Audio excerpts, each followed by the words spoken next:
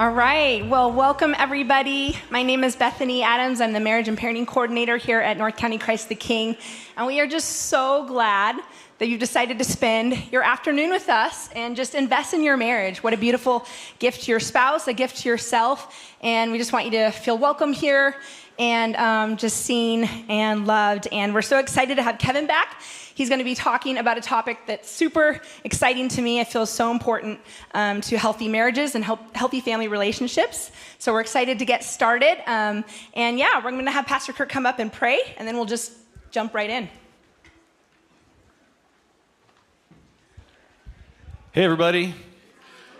Hey, before I pray, I just want to acknowledge and recognize the hard work of Bethany and many other people that put this on, volunteers helping out in the Commons. I didn't do a thing, and that's my goal in life, is to just not do a thing. Ask my wife, right? So I'd love us just to pray over this time together and just invite God to work in our hearts, work in our marriages, do whatever he wants to do, okay?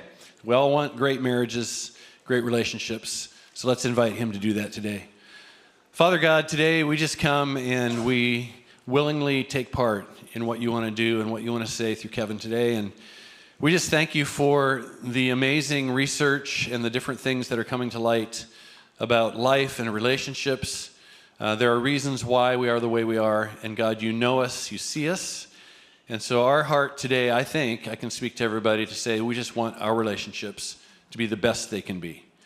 So we submit our heart to you to have your way with us today, and maybe walk away from here knowing something important about you and about life and about our relationship. In Jesus' name, amen. Amen. Thank you.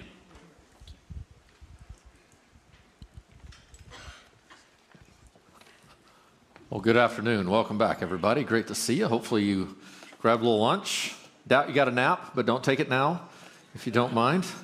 How funny. I was about to turn to Joshua 8. I honestly was about to turn to Joshua chapter 8. That's not where we're going to be today. We're talking about something completely different. Let's get our minds around that. What an honor it is to be with you. Hey, so I'm not a big handout guy, and so I provide handouts, and then I don't follow them.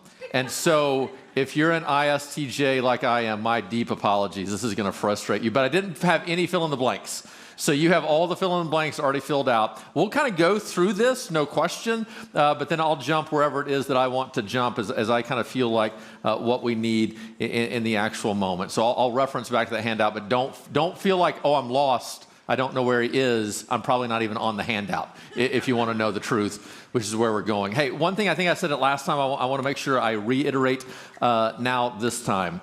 Listen, just relax. I am a no-pressure kind of guy. I am not here to guilt you, to shame you.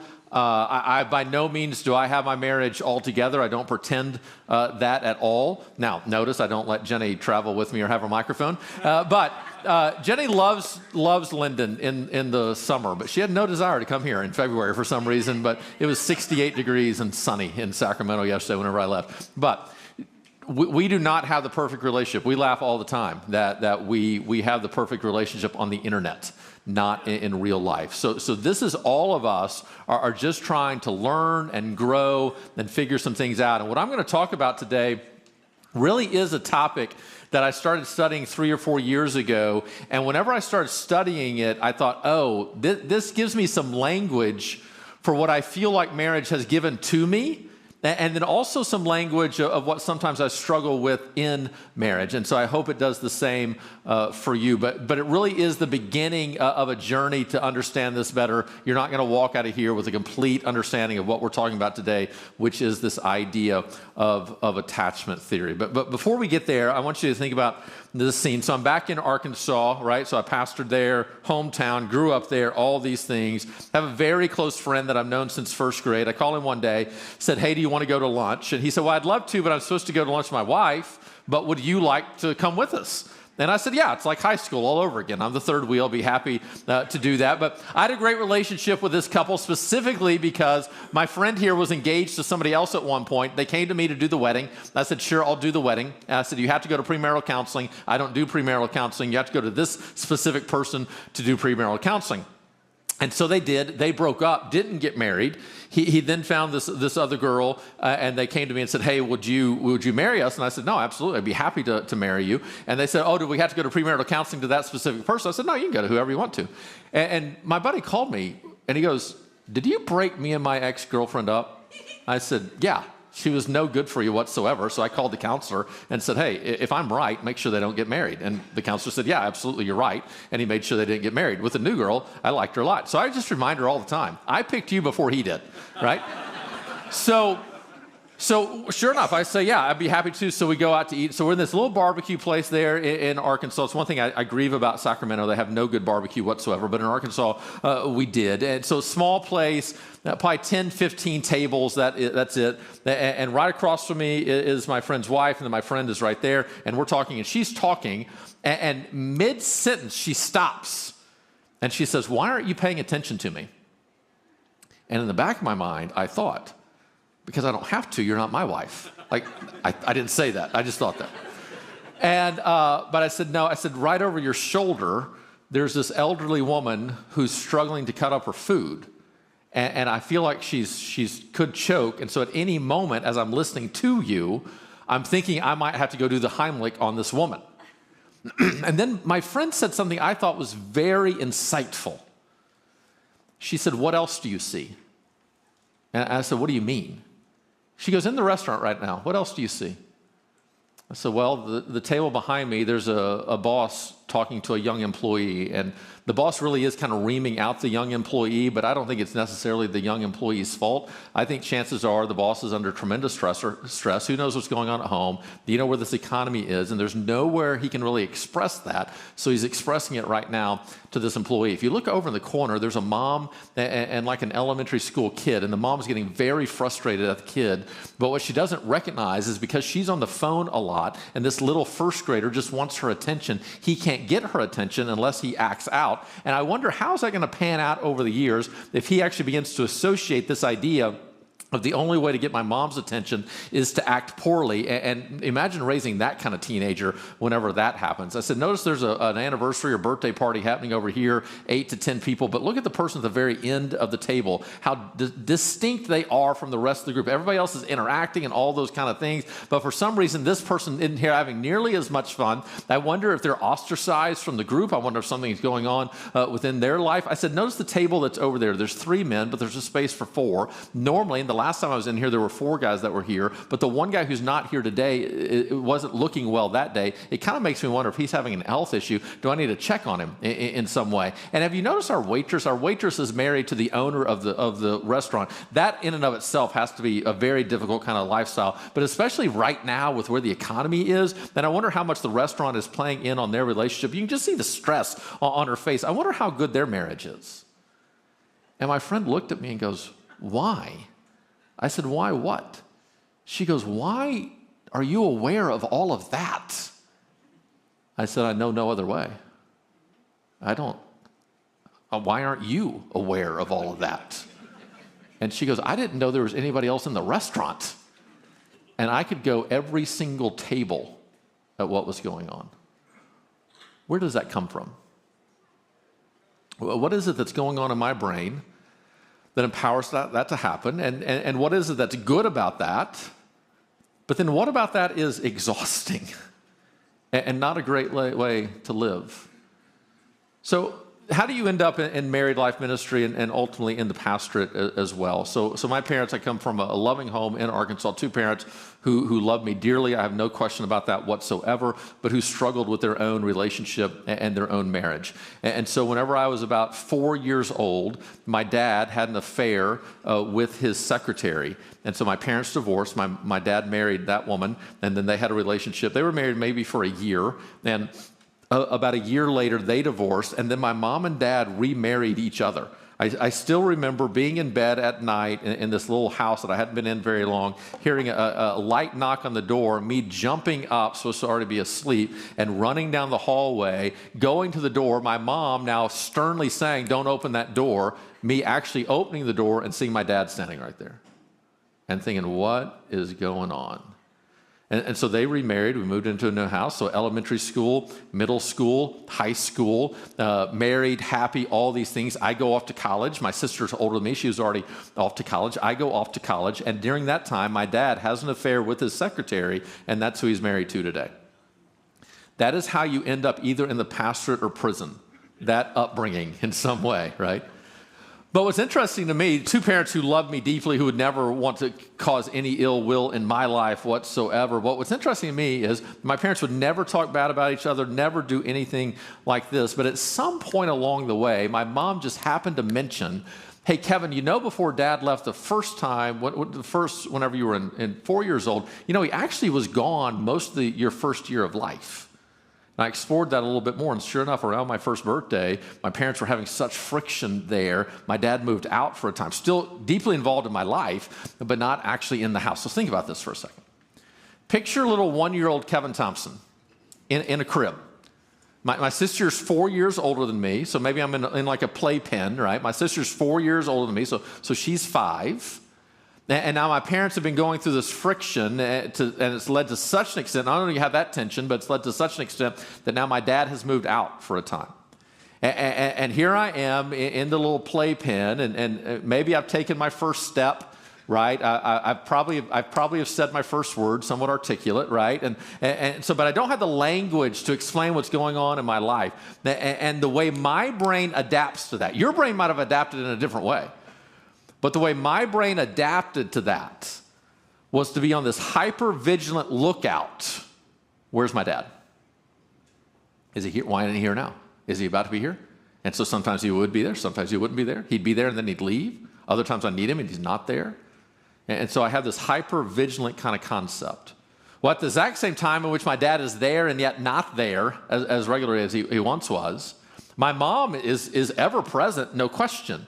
But now she's going through this turmoil and this stress within her own life. Imagine what it's like to have a relationship now full of friction, to think this is the rest of your life, but now he's gone. What is this going to look like? But on top of that, now you have a 5-year-old and a 1-year-old. And so you're going to assume the 5-year-old is probably much more expressive, feeling this much more than a little 1-year-old is. And so mom's having to give now extra attention probably to my sister and to make sure she's okay, taken care of, understand it's not her fault, processing all these things. And so now there's times in which a 1-year-old naturally has some needs that now the number of people looking at me and trying to help me in the midst of having those needs aren't as certain. And so sometimes they're there and sometimes they're not. Sometimes I have needs that are going unmet. Sometimes I have needs that are very beautifully met. Sometimes dad's there, sometimes he's not. But with my mom, sometimes she's there, but sometimes her attention is with my sister.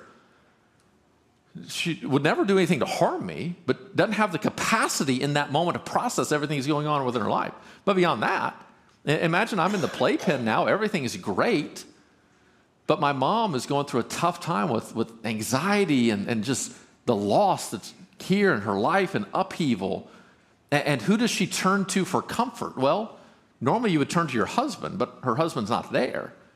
And so look, there's a baby in the crib. Come pick up that baby. And it's great, but here's part of the issue. What if I don't need her right now? And I'm totally content with what's going on. Then she comes and she picks me up. Now think about this. All the anxiety going on in her own mind, in her own life. Now literally my little mirror neurons are bathing in her anxiety even as she holds me. Now, I don't know what that means. I don't know what that is.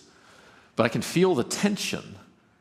And chances are my heart rate begins to match with her accelerated heart rate to some extent. And this is kind of now my first year of life. And I'm experiencing all these things. And the way my brain adapts to that is to live in this hyper-vigilance of everything that is around me and to really become a caretaker. To such an extent, I don't remember that whole scene. That's an interpretation of what might or might not have happened. But one of my earliest memories of life is my mom face down on her bed and me crawling up into the bed, struggling to get up, so that's how small I am, and then patting her on the back saying, "Mom, we're going to be okay." Some of my earliest memories of life.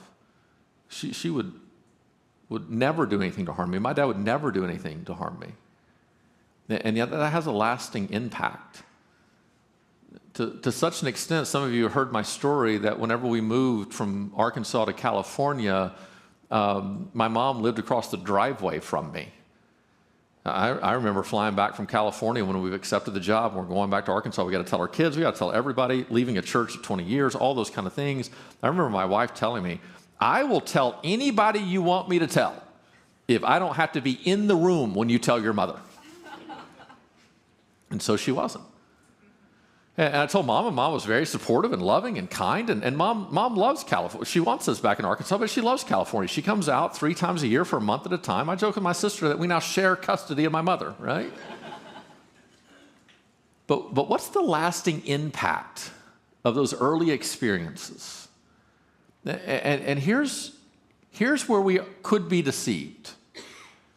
If you don't think that those early experiences in my life have a lasting impact on me today, that is sheer foolishness. It's denial. That's all it is. We all know that we are being shaped, and especially by early experiences. And here's what we're going to learn in attachment theory today. That without intervention, left to our own devices, the way our needs were met in the first couple of years of life will shape how we view ourselves, how we view others, and how we view God. And while many of those early expressions and understandings are accurate and true and they're good, all of us have been wounded to some extent, not necessarily by ill intent, but by life circumstance, lack of opportunity, lack of skill. And we were all raised by imperfect people in imperfect settings. And those experiences now shape us today to an extent that we have created in our minds adaptive pathways by which we navigate relationships in hope of minimizing the pain that we experience and the pain that we cause in others. But listen to this, dear friend. Many of those adaptive pathways actually end up causing the very pain that we want to prevent, and actually begin to limit healthy relationships, even as we use those as an attempt to gain healthy relationships. That's what we're going to talk about for the next couple of hours. Anybody want to leave? Okay, I'm just kidding. Too late. You're already in. All right, let's look at this from a theological perspective first.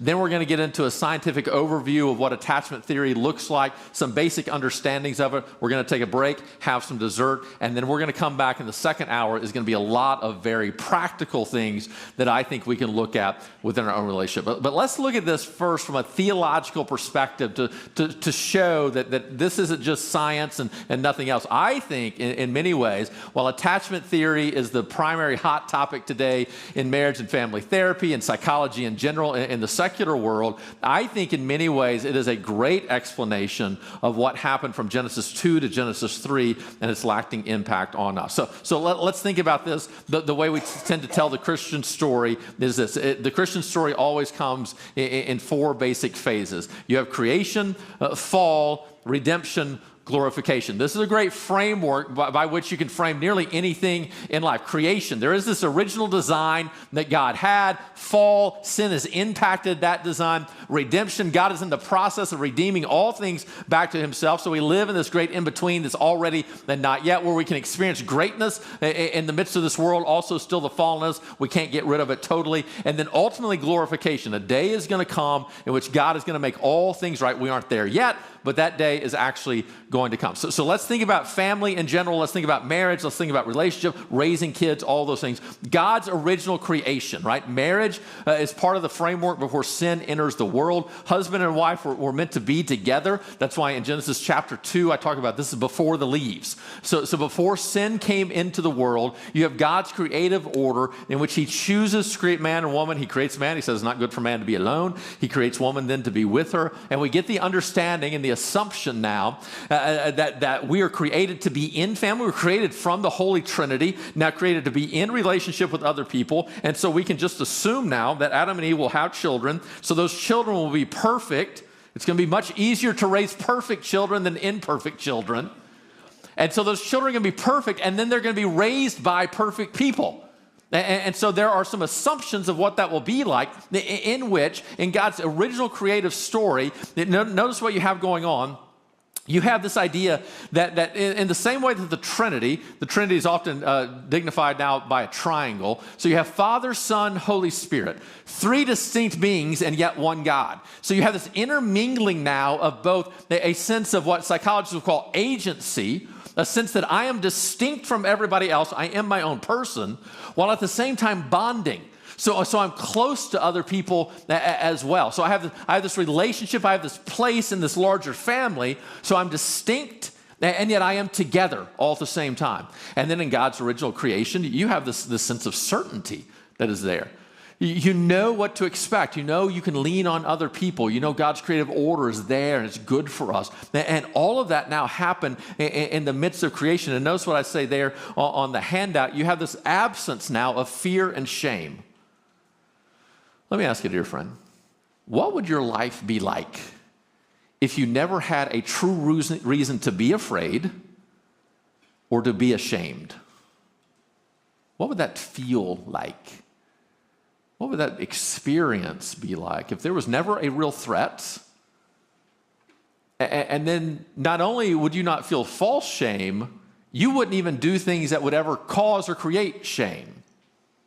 You've seen the little kids run around, right? Before they kind of reach a reality that people are looking at them. And there is just this liberation about life. There's few things happier than like a 2-year-old who have all their needs met in that moment. What would our lives be like without that, without fear and shame? That's what it was like in the garden. But then sin entered the world. And when it did, it impacted every aspect of our lives. So it didn't change God's design. So you still have this idea of one man, one woman for their entire lives. You still have this idea of we're born into families. So husband and wife are going to have children. Those children are going to be born in those families. It didn't change any of that. But it did now begin to change. Is it guaranteed that this man and woman are going to take care of me? And suddenly the ones that we need the most, our parents, can not only become our sole protection, they can actually be a threat at times if they're ill-intended, or even if they're not ill-intended, if they're ill-equipped. And so sin enters the world, and now fear and shame are not just present, they're actually necessary. And I think that's one aspect that might be a little bit unique about the Christian story, is some outside the Christian world say, oh, we should just never be afraid and never have shame. No. As a matter of fact, the prophet Jeremiah actually critiques God's people at times, in which he says, Jeremiah chapter 6, he says you've lost your ability to blush. There are actually times in which you need to feel ashamed because of the choices that we're actually making. And now fear and shame are very much a reality of us. And now when a child is born into a family, that child isn't perfect. Well, sin-filled children are harder to raise than perfect children. And now Jenny and I aren't perfect. And so now our children are going to begin to reap some of the poor benefits of our own imperfection, even as we reap some of the poor benefits of their own imperfection. And sometimes just the personality and the temperaments are going to rub against each other. And so connection is still equally important, but now it can actually be dangerous. The one that loves you the most can actually sometimes hurt you the most.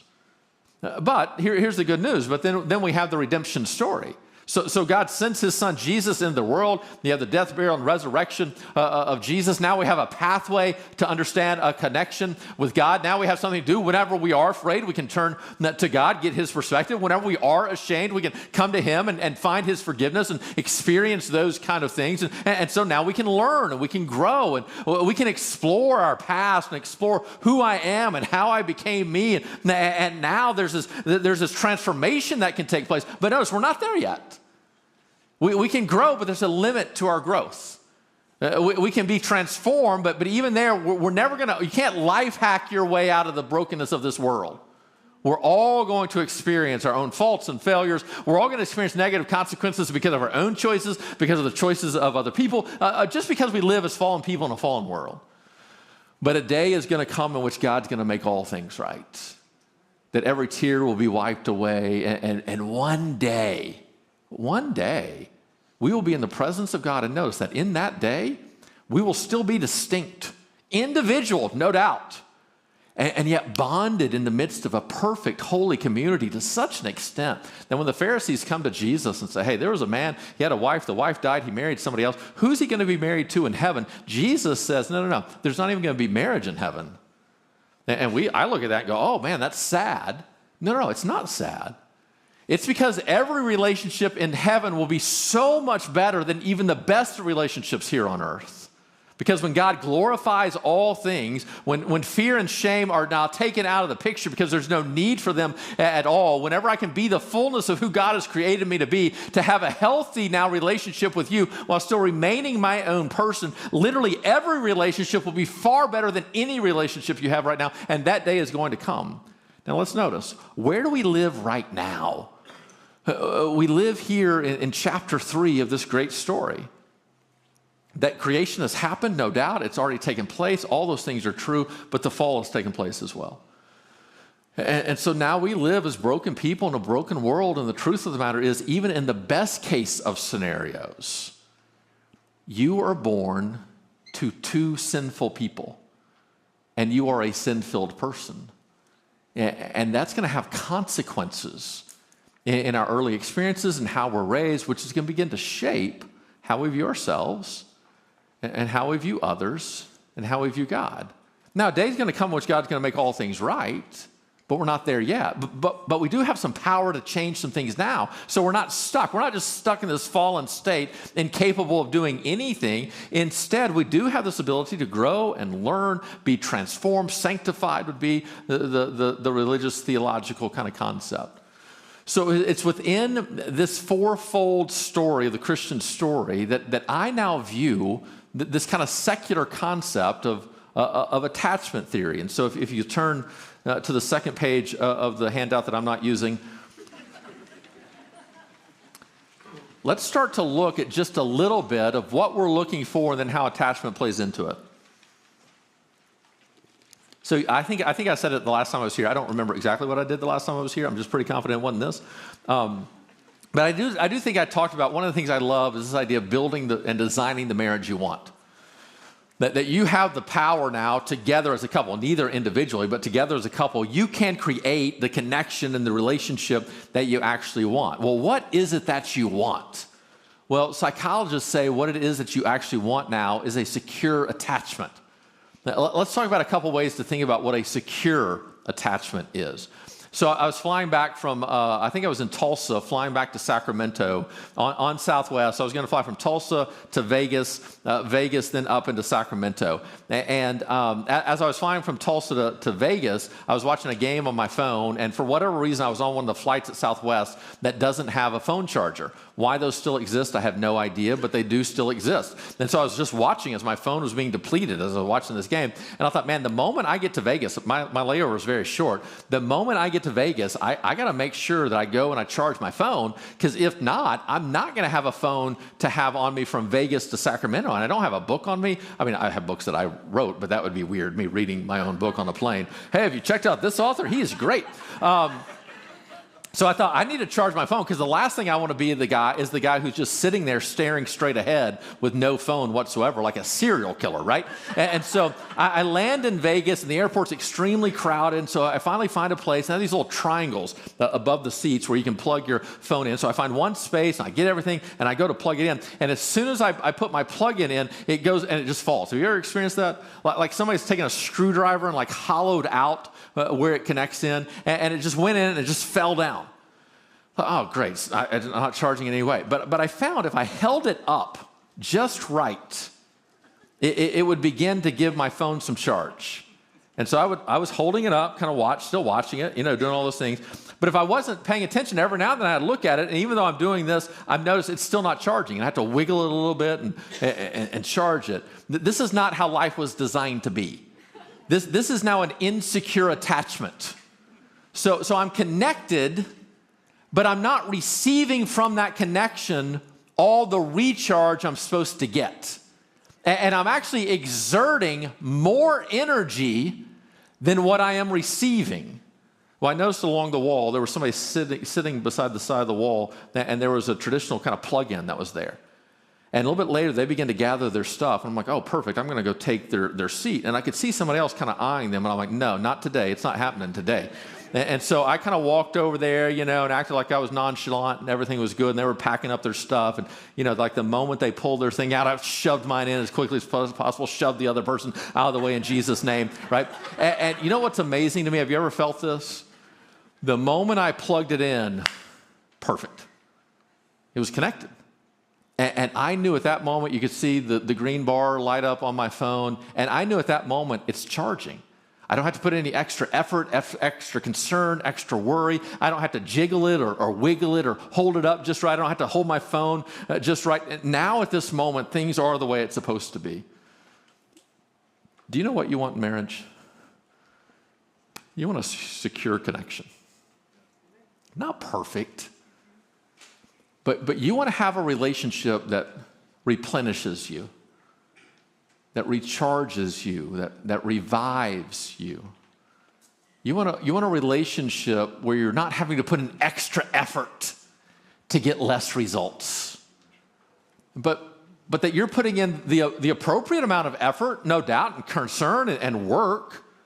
But now there is this reciprocal relationship in which we're both gaining from each other, and I'm bringing happiness to the table, and Jenny's bringing happiness to the table, and strangely enough, that mixes together, and I actually begin to get happiness out of the very relationship that I'm bringing happiness to, and it recharges me and revitalizes me, and she's doing the exact same thing. And sometimes there's a disconnect, no question, but we learn how to navigate that disconnect, and we learn how to get through it and how to come back and be strong together. There are times in which the relationship just kind of falls down a little bit, but we don't sit there and hold it up and jiggle and wiggle. We recreate to such an extent that there once again is a secure connection. That's what you desire, whether you know it or not. However, there are habits and tendencies and thoughts and pathways that if you and I are not careful, can actually hinder that connection from taking place. Now, okay, another way that I would put what is it that you want? You want to be friends, partners, and lovers. How many were here last time I was here? Oh, wow. Different crowd. Apparently I wasn't very good last year. No, that's not it. I solved them all. Solved them all. All right, let's review this really fast. This is what I did last time I was here, but let's review it really fast. It won't hurt at all, and it'll be good for all of us to stand up. So everybody stand up real fast. If you're here with your significant other, grab them by the hand. If you're not here with your significant other, do not grab anybody else by the hand. That would be awkward. So hold their hand. So remember, this is what I talk about with friendship. Friendship is Jenny and I walking through life hand in hand. I'm not out ahead of her. She's not out ahead of front of me. She's not lording over me. I'm not lording over her. Now, this relationship, friendship is built on trust. It's trust. I can put my heart out on the table, and I know Jenny's going to treat it right. She can put her heart out on the table. She knows I'm going to treat it right. And if I make a mistake in how I treat it, I'm going to repent. I'm going to learn from it. I'm not going to do that again, because it's so vital to me that she knows that she is loved, that she is valued, she's heard, she's seen, she's understood, that I care as much about her heart as I do my own. I care as much about her heart as she does her own. And I want her to create a safety for her own well-being, so she can flourish and become everything that God wants her to be. But it's built on trust. Remember, here's what I love about holding hands is it comes from an old time where you used to have to show your enemy that you were unarmed, and you would shake hands. And so it was just a sign. I don't have a sword. I don't have a gun. We're safe here. Now, if you shake a guy from Arkansas's hand, it just means he's carrying on the left-hand side is all that means. But the symbolism is still true. So when you're holding your spouse's hand, that should symbolize the fact that, hey, I'm unarmed against you. I'm going to use my strength for your protection, not to your detriment.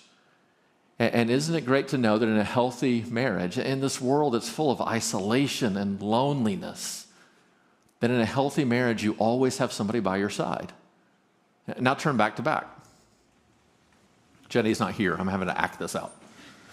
Jenny hates being on stage, by the way, so she wouldn't be up here anyway. But she would sit in the front row and watch me act this out and tell me how I got it wrong.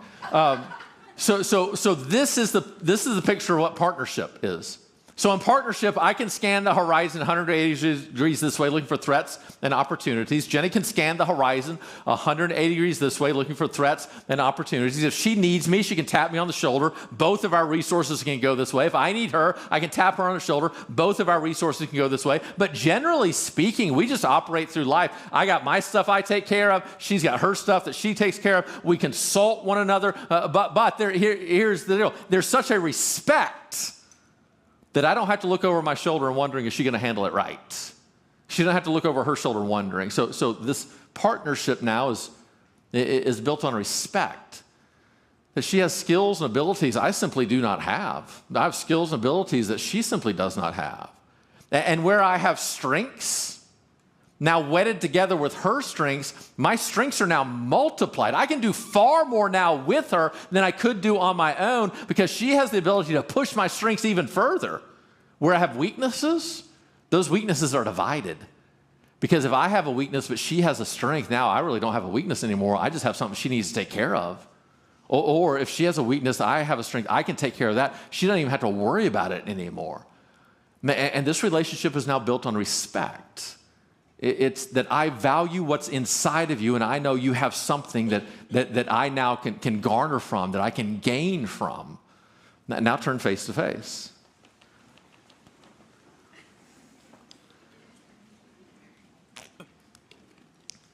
So this is the idea of intimacy. This is what being a lover truly is. That there is a vulnerability. That this person sees me in a way that nobody else sees me. And while the physical nature of that is extremely important and 100% true and a necessary ingredient in a healthy relationship, the physical aspect of that is in part just a small metaphor for something much larger in that. In the same way physically that I reveal to Jenny parts of me that I keep covered up in front of everybody else and should rightly be arrested if I were to reveal to you, I reveal those to Jenny in the exact same way. There are aspects of me emotionally, mentally, spiritually, that would be inappropriate for me to reveal to you, but I can now reveal to Jenny, and with a vulnerability, I now offer myself to her, and she offers herself to me. And in the context of this loving connection, even the sin-filled parts of me now are revealed, and I desire to change them, and she can help me in changing those. But even the need for change happens in the context of a bigger picture of I love you for who you are. And it's in this relationship where we are seen in totality and yet loved completely. Now we have this idea of lover, and think about this. In this world, we can be so overlooked and unseen. Isn't it great to know that in a healthy relationship, you always have somebody's attention and they always see who you are? In a healthy marriage, you always have somebody by your side who has your back, who sees you and loves you completely. Go ahead and have a seat. So that to me is kind of what Genesis 2 is setting up as a secure attachment. And one of the reasons I love this language about attachment is, having already written my book, Friends, Partners, and Lovers, when I start reading about attachment theory a few years ago, as I'm reading about it, I'm like, oh, that's what I was trying to say right there. What these psychologists, secular psychologists, are figuring out is what I feel Genesis 2 was explaining to us all along. That if you are a friend, partner, and lover to each other, if you have trust, respect, and vulnerability, again, not in perfection, but if you're pursuing after that, then that can create a secure attachment. But if any aspect of that is weak, in the same way, if this were a three-legged stool, if any aspect were weak, they could topple the whole thing. If there's any aspect of friend, partner, and lover that struggles, it can have a negative impact on the whole. So one thing I list on the rest of this kind of page number 2 here are just some general characteristics of what a secure attachment actually looks like. It's not an exhaustive list by any means, but it's just kind of, let's just quickly kind of talk through some things of what does a healthy relationship look like. And here's what's interesting to me now, having been at Bayside for 3.5 years, having taught a lot of classes, I can't tell you how many people have come up to me at the end of a class and said to me, Kevin, I thought my relationship was good until I heard you talk about relationships. To which I'm like, well, that's not my goal. My goal is not to make you feel bad about your relationship. But here is what I want. I want the truth. And the fact of the matter is this. For many of us, what is our normal is actually unhealthy. Not for all of us, but for some of us, what we think a relationship just is unhealthy in every way. It's one of the reasons just every now and then you should jump on my Instagram and just read the comments. And people are shocked. And they're writing back at things that I just kind of blurred out as though it's just a natural aspect of life. And they're like, oh, that's impossible. And that can never happen. And no man is ever that. And no woman is ever this. And I'm like, who do you people know? One of the ones that's out right now, literally, I think it has like 600,000 views.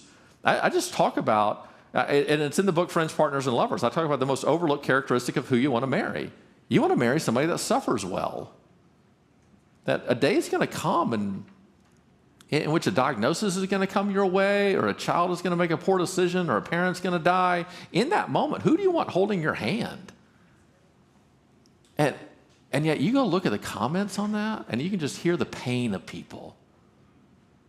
And they'll say, oh, well, no man can ever be useful in that moment. Oh, really? You should have married some of my friends, because they're good guys. Very useful, very helpful. One of the surveys that we take on the assessment for Friends, Partners, and Lovers, I think I talked about it the last time I was here, but one of the assessment questions is, in the average month, does the number of, how should we say this, the fullness of the sexual moment, does each partner experience about the same number of those? And I'll have guys that will text in or email in and say, that's not even possible. Oh, really? It is. And yet in their experience, it's not possible for women to enjoy sex. They think sex is just all about the man. And so what they find normal is actually unhealthy.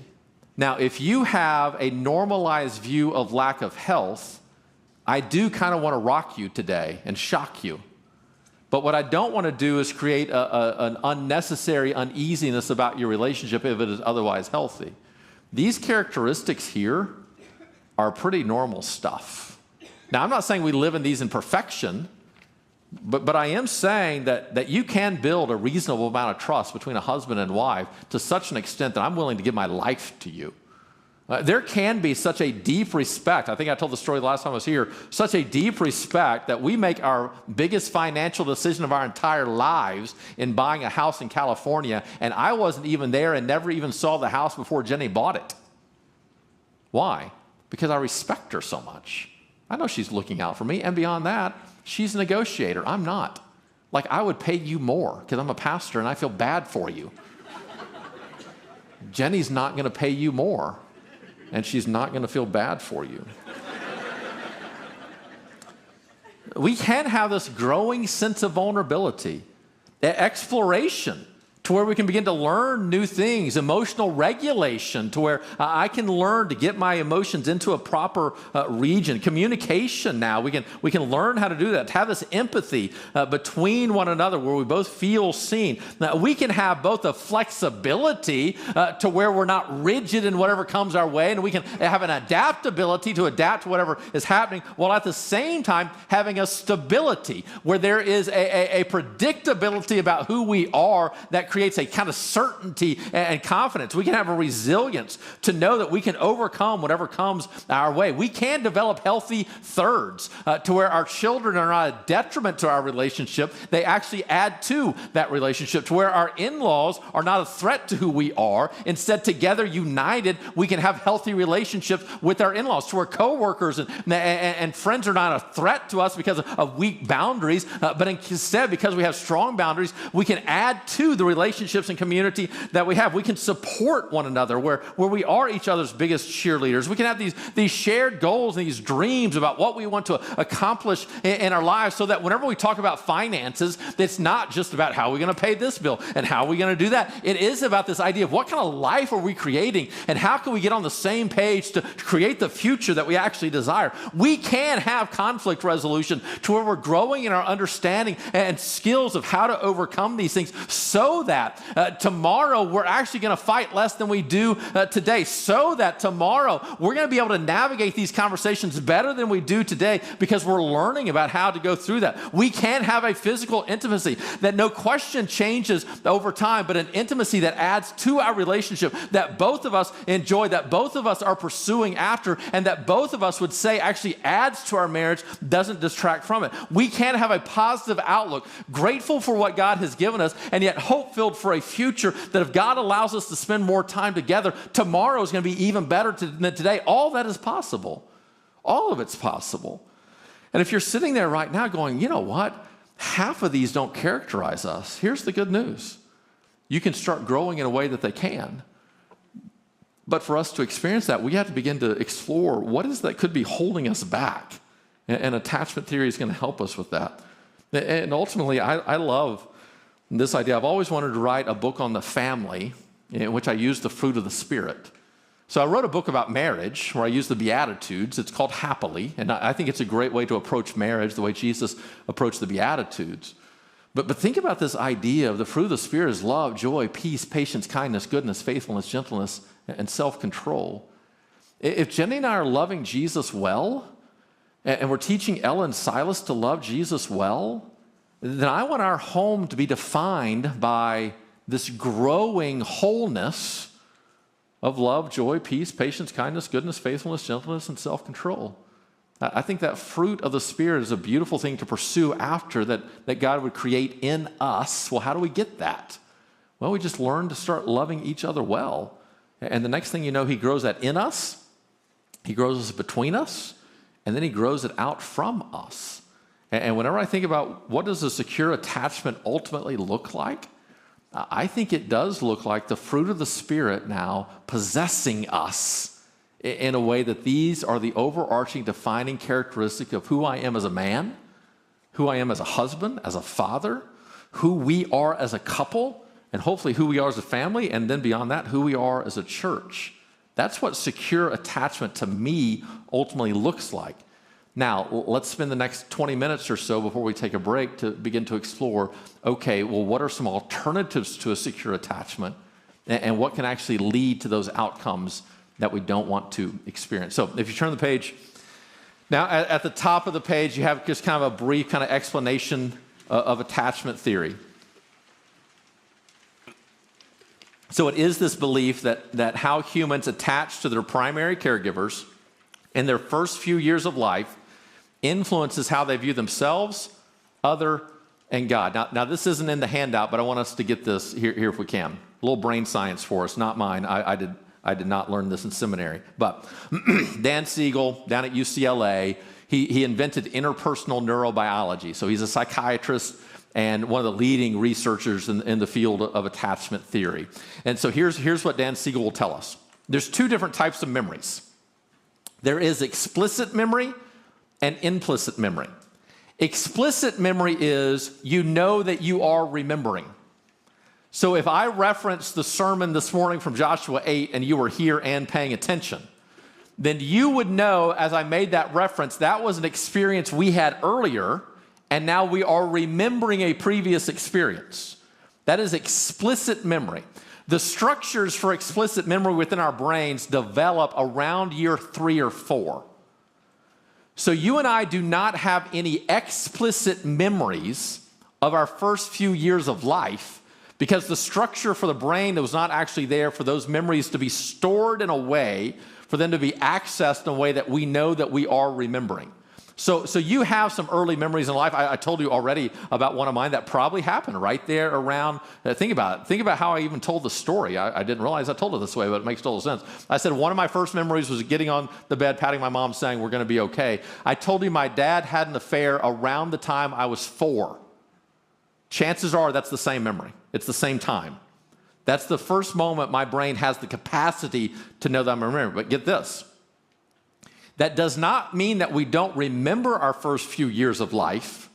It means that we don't have these explicit memories about them. Well, there's another form of memories called implicit memories, which means our brain have stored these experiences, but they're stored in a way not that we know that we are remembering, but that they just feel right to us. And get this, The structures for implicit memories begin to form around 7 months of gestation.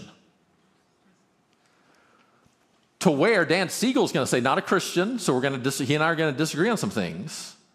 But Siegel is going to say that you actually have some implicit memories of what life in the womb was like. You just don't know that you're remembering. Siegel tells a story about a little boy, 1 or 2 years old, brutally abused by his father.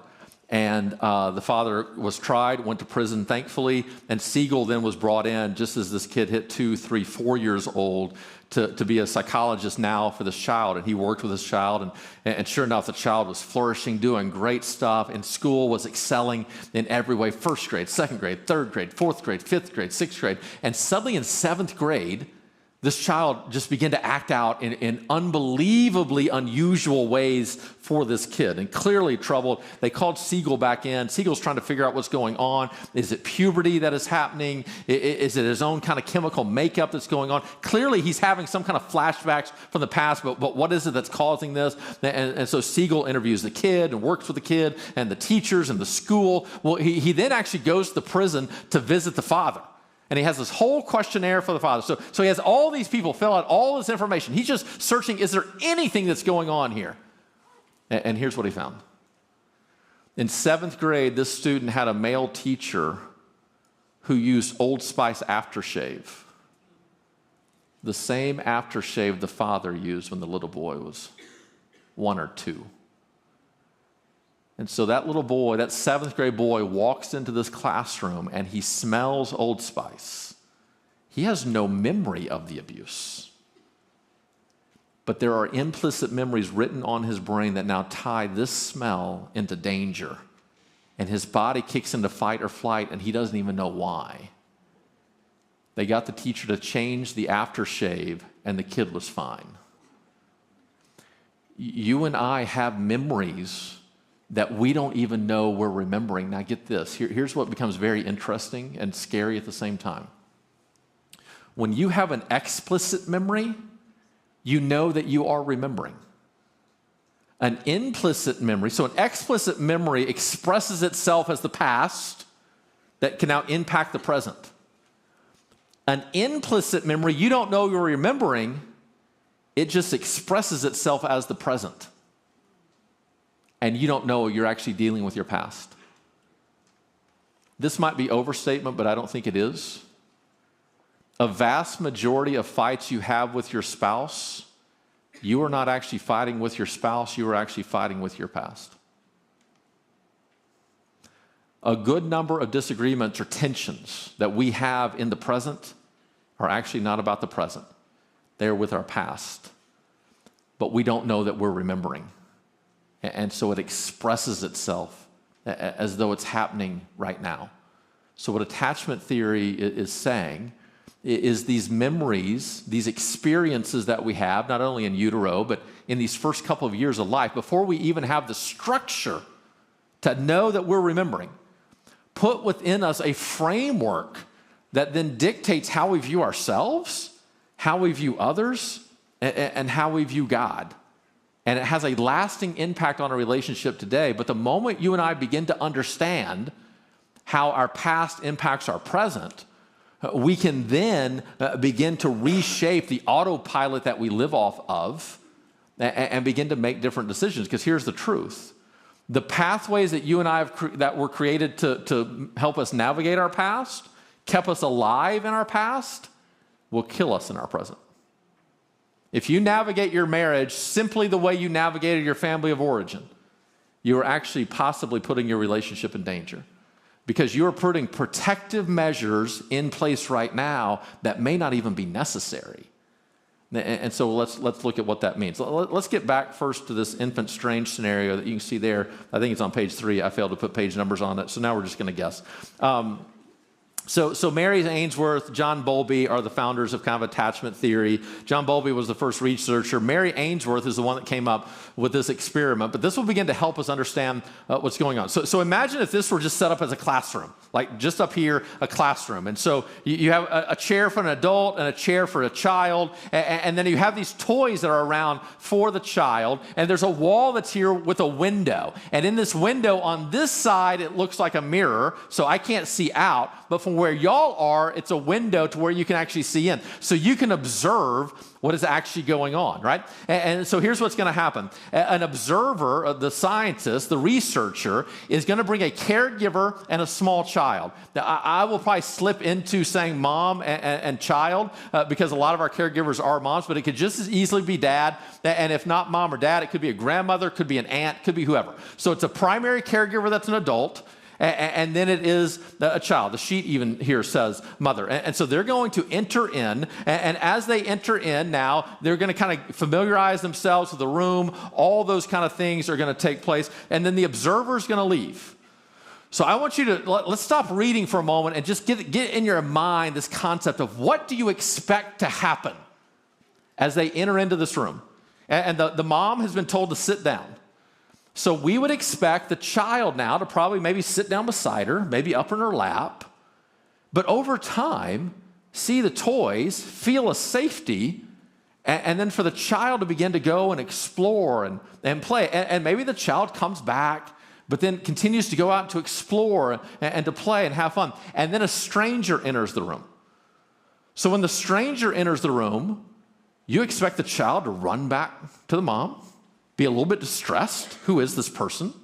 Maybe crawl up in the lap, maybe get on the other side of mom to where mom's in between the stranger and the kid. But notice now, as the mom begins to respond to the stranger okay, the child we expect to get more comfortable. And so now the child's beginning to explore and say, okay, even to such an extent that it's conceivable that the child might get to a place where they will interact with the stranger. It might take some time. But because what's happening is the child is reading the parent and going, okay, this is safe. This is okay. Well, then within the experiment, the mom is told to leave.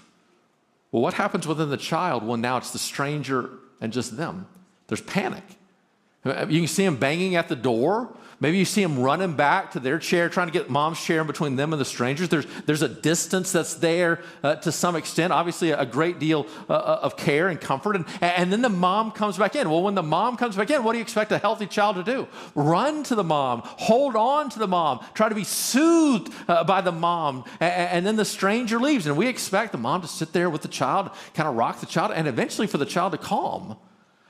And as the child calms, maybe they get to the point where the child will sit in the chair or maybe even run back and begin to play with the toys. Well, then the mom leaves the room. So now the child is left alone. What do we expect to happen? The child to be panicked again, to maybe be at the door, banging at the window, trying to get attention, but be distressed. Well, when now this time as they come into the room, instead of the mom coming back in the room, the stranger comes back in the room. Now it's just the stranger and the infant again. Well, we expect now for this to heighten the distress of the child. Well, so eventually the mom comes back in and the stranger leaves. And once again, we expect the child to run to the mom to be cared and taken care of. And so those things that we expect to happen in scenes where they played out in that way, researchers begin to describe that is secure attachment. So what's happening there? The child is recognizing distress within themselves, can express it, can communicate it. They're using the adult figure in their lives not only to get care and soothing for themselves, but they're also using that parent to begin to read other situations where they don't have the experience to read it. So if the mom is comfortable around the stranger, I probably can be comfortable around the stranger. It might take some more time for that to happen. But if the mom leaves, I'm in danger now.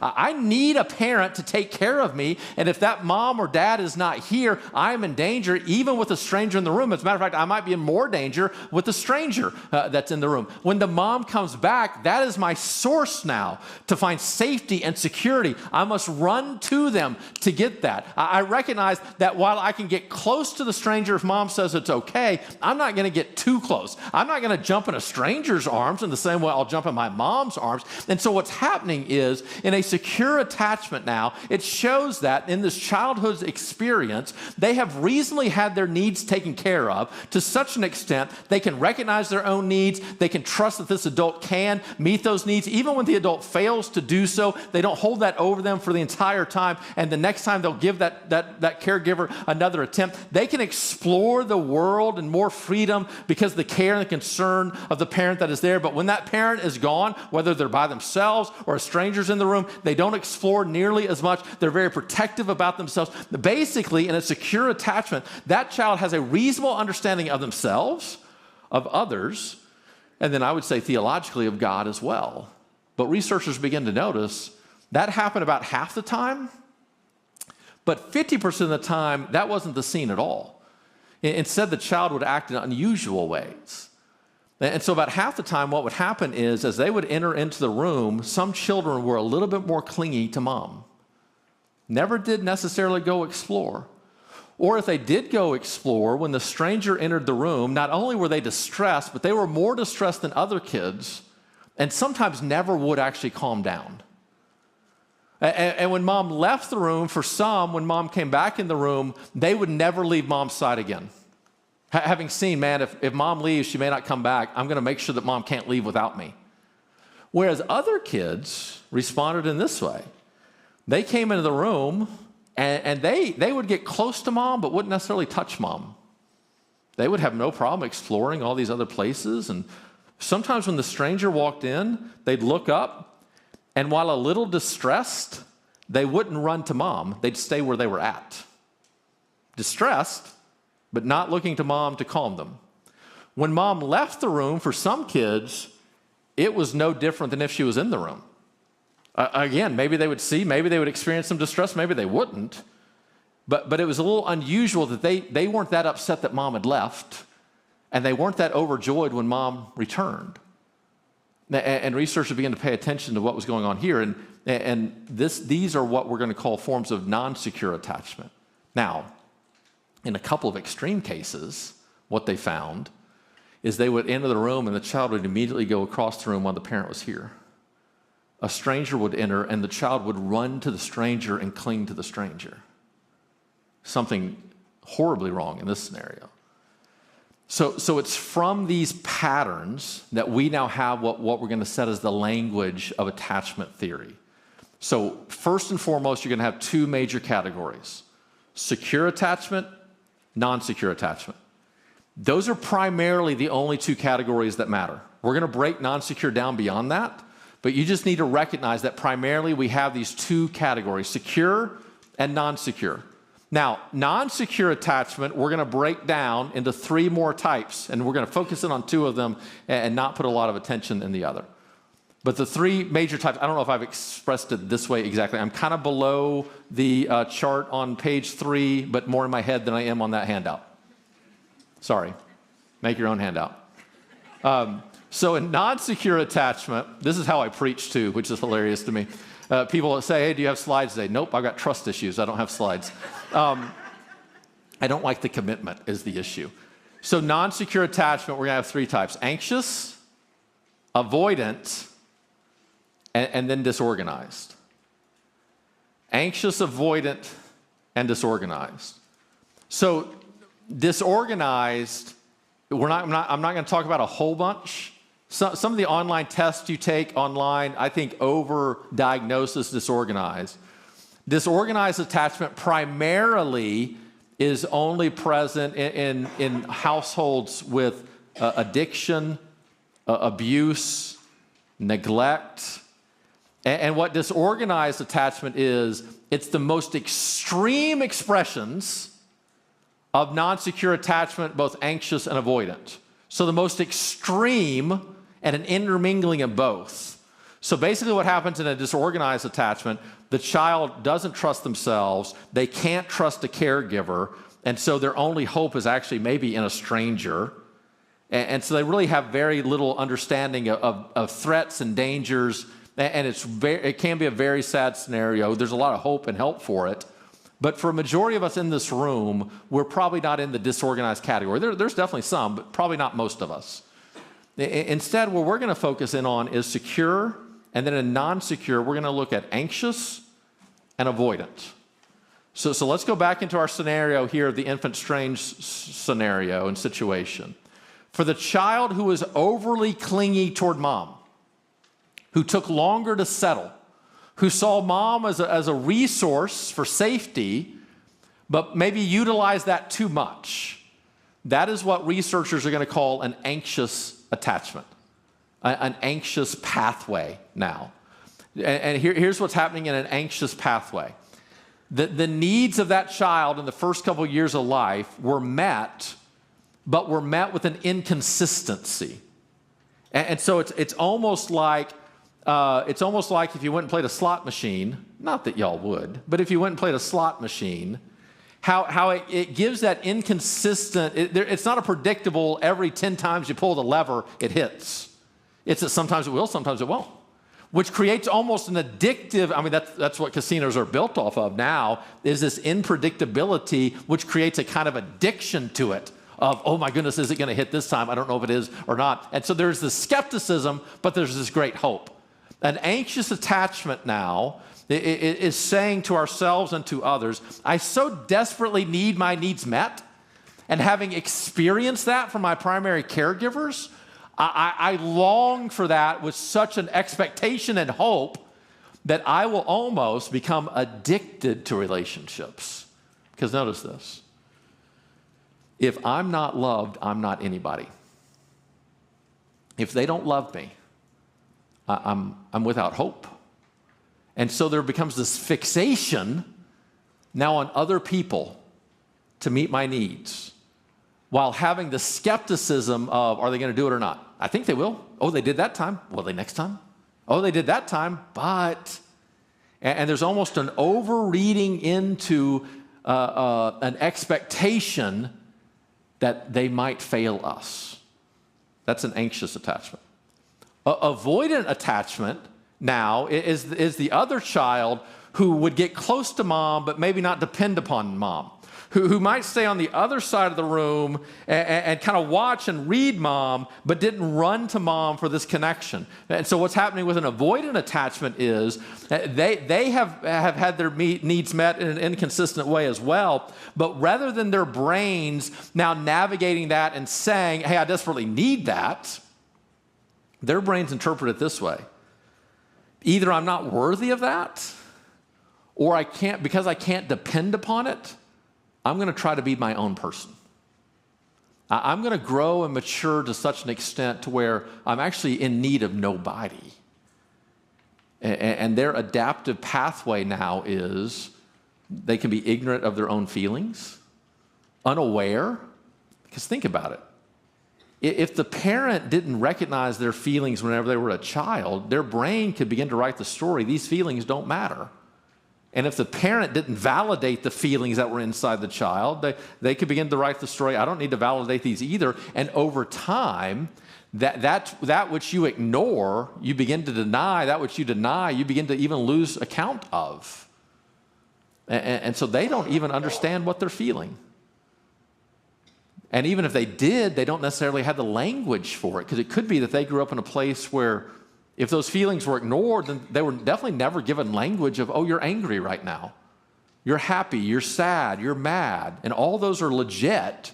They were never given language for that. And so now you have a good number of people who they're out of touch with their feelings. Even if they were in touch with them, they would have no words for them. And even if they had words for them, it would never cross their mind to actually share that with other people, because they grew up in a place, in a house, where those feelings were not acknowledged and taken care of. And so why would they burden you with that? Because there's nothing you can do about it. And notice now, whenever it comes to these two forms of non-secure attachment, we have what feel like radically different ways to approach it, but notice both of them are unhealthy ways. And so what happens is then we get into marriages, and this is what we're going to look at for the next hour after some dessert and a break and something to drink. We get in these relationships where we have these pathways available to us, and all of us have had some negative experiences, no doubt, that have hindered us to create healthy pathways. And so for a majority of us, what happens is I have the ability to be secure when things are pretty good, but when under stress, there's a road that becomes very open and available to me, and it's a road I've gone down a lot in my life. And for me, it is an anxious attachment. So let's go back to where we began an hour and 10 minutes ago. So I'm in that restaurant, and why is it that I can name all these tables that are around me and what's going on? It's because I am anxiously attached, and I have within me an ability to go down that pathway very quickly, which in a positive way gives me a hypersensitivity to what's going on in the lives of others and an extreme desire and ability to help them. My boss, Pastor Ray, says, I don't think you can be a good communicator without a little bit of anxious attachment. Because let's face it, I care the looks you're giving me right now. I'm reading them. Do they need a bathroom break? Is he trying to hold it in? Like, what is that? What is that? Is he concerned? Am I speaking too much into his soul right now? Is he even paying attention? I'm reading the room at every moment, and that's a very positive thing. That's a good thing that helps me in my career. At the exact same time, that anxious attachment does not let me walk into a restaurant without knowing who's around and how they might be in my need. Do you know how exhausting that is? That even as Kurt and I were at lunch a while ago, I was telling him, hey, there's this conversation. I'm right here with you, buddy, but there's this conversation over here that's going on that I'm attuned to as well. Why? They didn't ask that from me. I spoke 3 times this morning. I'm going to speak for 2 hours this afternoon. Go have lunch and chill. I don't necessarily always have the ability to do that. It's one thing to have that happen in a restaurant. It's a whole other thing when my brain is a little bit predisposed into reading, is Jenny going to leave me? When she's given me no reason to think that she ever would. And with her having a primary secure attachment, she can't even dream of that happening. And yet my brain is just a little bit more attuned to any possible threat that I've done something to offend her, that she's unhappy. And so literally, I'm looking at any moment. Think about little Kevin Thompson in the crib, and my dad's walking out the door. I'm so attuned to stopping that when Jenny takes one step toward the refrigerator, my autopilot kicks in, grab her. I mean, not physically, metaphorically. Don't let her leave.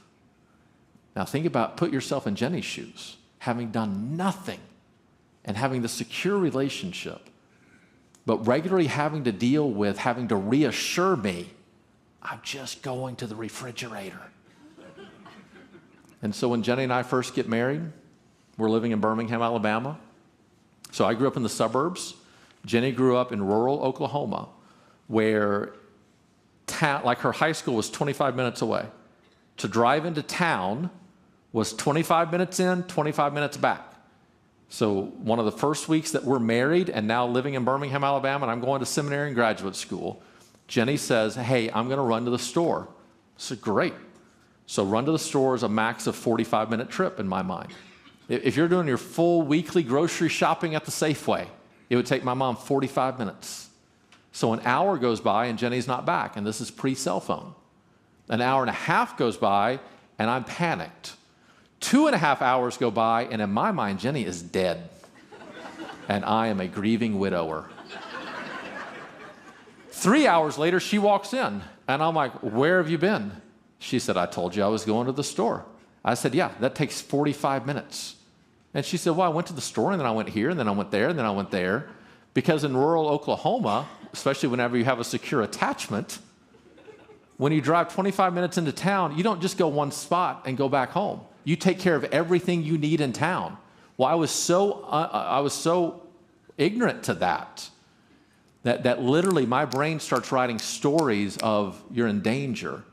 And my anxious pathway, if I would have continued to live that with her, would have driven her crazy until eventually she probably would have left. And notice the irony. The very thing I am most afraid of, I could have caused if I didn't learn how to respond to her in a secure way. And that's what we're going to look at in the next hour.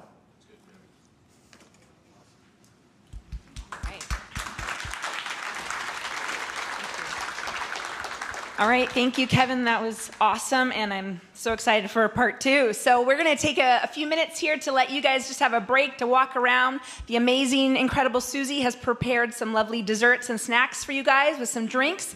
So we're going to meet back here at about 3:30. So you got roughly 10, 12 minutes. Go, enjoy the photo booth, get a snack, use the restroom, and then come back. We're going to have a little bit of fun with a fun game. All right, see you in a few minutes.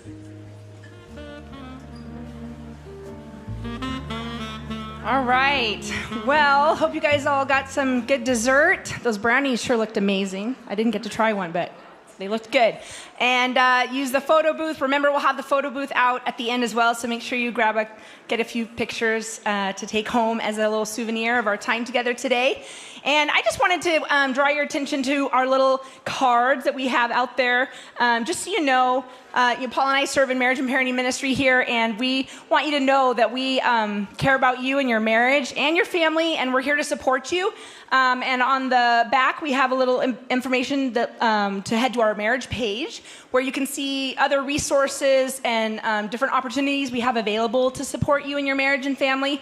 And we just want you to know that that's available to you, and also just ways to stay connected with us so that you can learn about additional opportunities we have, classes, events, and things like that to support you guys. And then just want to quickly mention, you heard Kevin talking about his Friends, Partners, and Lovers book, and he's written this wonderful guidebook that really helps take his book and make it practical. And you heard him talking about the 3 different roles and how important they are. And sometimes we struggle a little bit to know exactly how does that look? How do I do that? Or maybe there's an area I need to grow more in. So we invite you to join this, our upcoming marriage study on this book. And there's more information out there, or you can scan the QR code and head to our registration and learn more about that. That's starting in March. And we would absolutely love to have you guys join us. But now we're going to have a little bit of fun before we jump back into part 2. All right, so we have a fun draw.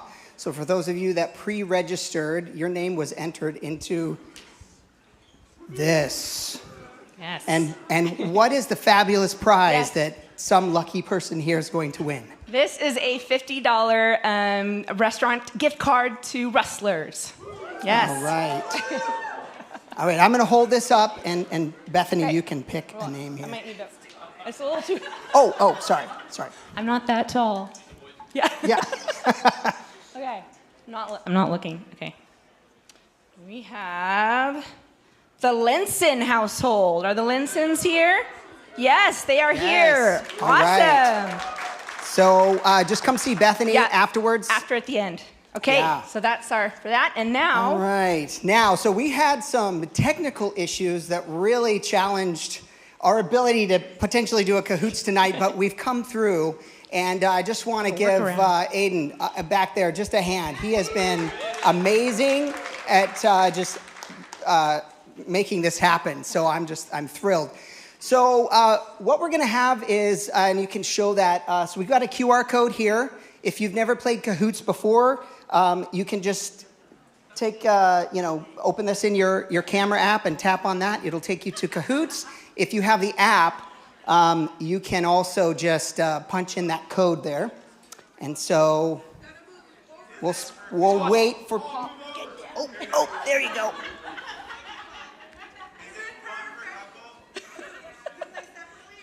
Never done this. As a couple. Play as a couple. So please play as a couple. The grand prize for this is passes to the Weekend to Remember conference coming up in October in Blaine, and then we have some Woods coffee cards to give away for second and third prize. So and by playing together, that doesn't mean that one of you is on the phone looking up the answer and the other one is on Cahoots. So no checking phones. Everybody in? Okay, I guess okay. All right. So. We weren't able to fully connect Cahoots. So what's going to happen is we'll have the questions up on the screen, and I'll just announce who's in the lead So it'll be an interesting test here to see how this goes. All right.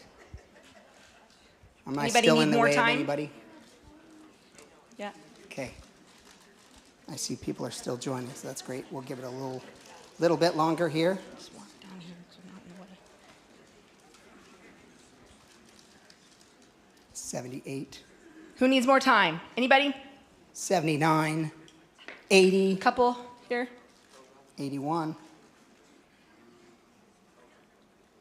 If you're bored, you can go into your character and add a little accessory too. If you want to, that's. Oh, true. that's right. Only I get to We'll see see it. So it. wow, So, this is wow, amazing. these are great. Yeah. We'll just tell you how great The they creativity here is just, I'm blown away. Yeah, we've got dragons with hearts up above and pugs with, looks like snorkel glasses on. are. All right. Einstein's joined us today. All right, I have about 84. Anybody else need more time? Okay, I think everybody's in. All Great. right, here we go. So you should see the questions and the buttons to push the answers on your screen. All right, 3, 2, 1. All right, so the first question is, the most expensive wedding in history, costing $1 billion, was held by who in 2016? This one surprised me a little bit. I thought I knew the answer and I was wrong. Yeah, it is.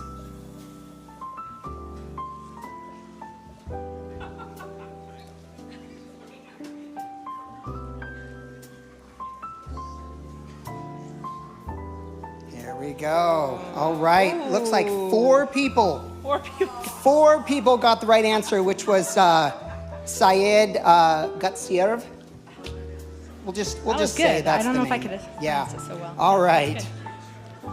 So it looks like the Casellis are in the lead with 822 points, followed by Carla. Team Trees? Trees, is that right? Yes. Okay, Trees. Okay, all right. And then Nice the question. Nielsen's, and then RR. So if you win, we'll need some more information there. Okay, next question. From this moment on by Shania Twain, complete this line. From this moment, I have been what? I love this song. Singing. Yeah.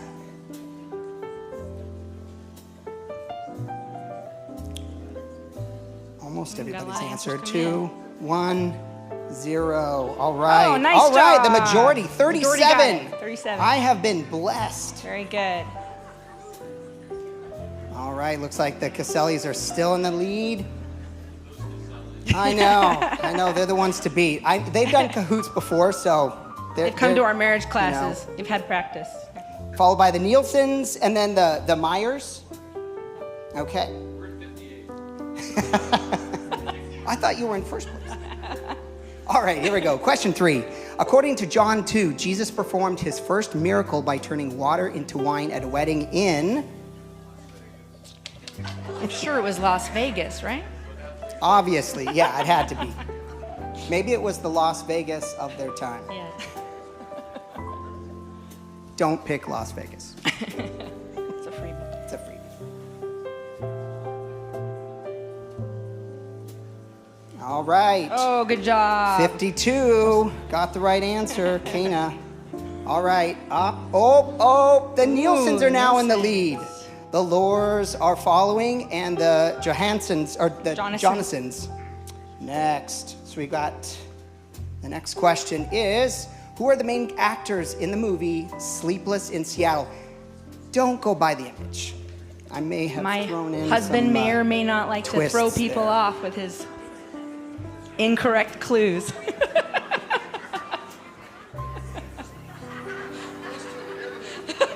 Yeah, But those what are their guys. names? What are they? I tweaked it. I tweaked the image. Okay. I should have said this in the beginning. Yeah, don't go by the images.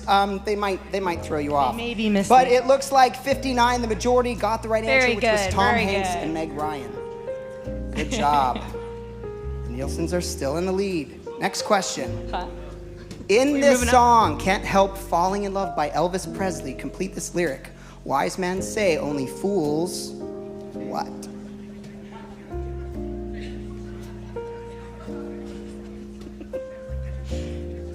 Such a good picture there. Oh, I love that. All right, that was quick. Ooh, very good. It's like very 61 good. got the that right one. answer. Only fools rush in. Ooh, Nielsen's are maintaining their still lead. in the lead. They're the ones to beat. Okay, on the Marquesa Islands, the couple walks over blank on the ground after the wedding ceremony. Walks over the blank. It's probably one of the most Sweet. difficult questions. Yes. Very interesting.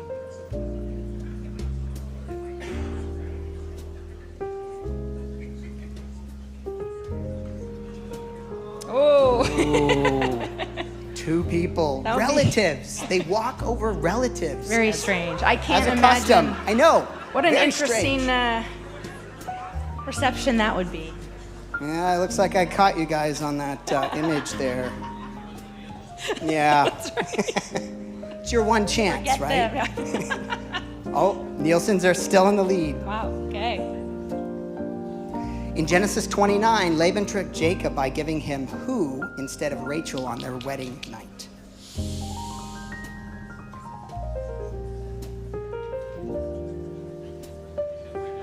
Huh? Yeah. Weak eyes. That's right. That's right. Who had weak eyes? I just still All find right. that very surprising. Some of How you are could that even debating. happen? Some of you can't decide. Oh. Hey, there we Yes. There we go. Yeah. Majority, you Leah. got it. It was I mean, Leah. who wouldn't know the person, right? Like you're... No electricity, right. It had to have been really dark. Yeah. All right. Nielsen still maintaining that lead, although there are some that are coming up. Miss Wright? Coming up. Mrs. Wright. Okay. Thanks for correcting. In the Maasai Kenya tribe, a father spits on his daughter's what as a blessing before she leaves with her husband?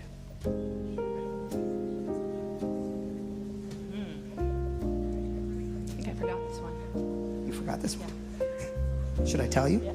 Tell me.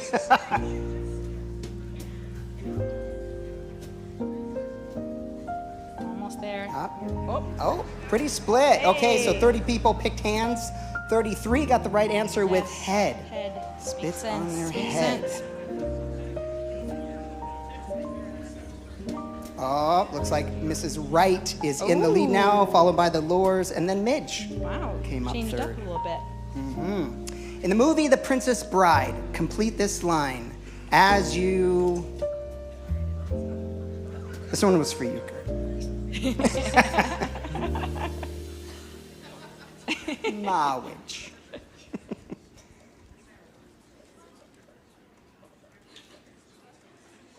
I think I once showed this at youth group, and I had forgotten about some of the Oh. parts in the movie there. As you wish. Hey, most people knew that 61. one. Good job. Got Good that job, one. Great everybody. job. All right, any changes? The Nielsens are now in third. Yes. Lures are in Mrs. Wright second, is and in Mrs. in Wright first. in first. The shortest marriage on record lasted how many minutes before the couple divorced? Ooh, people think they know this one. Answers are coming in fast. I was definitely surprised by this answer. Me too.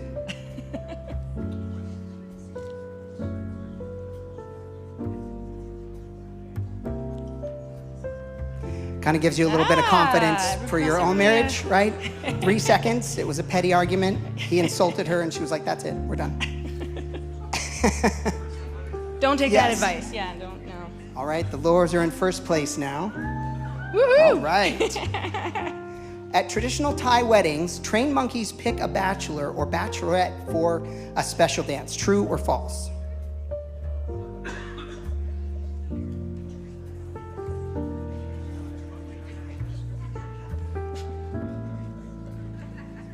Such a cute picture.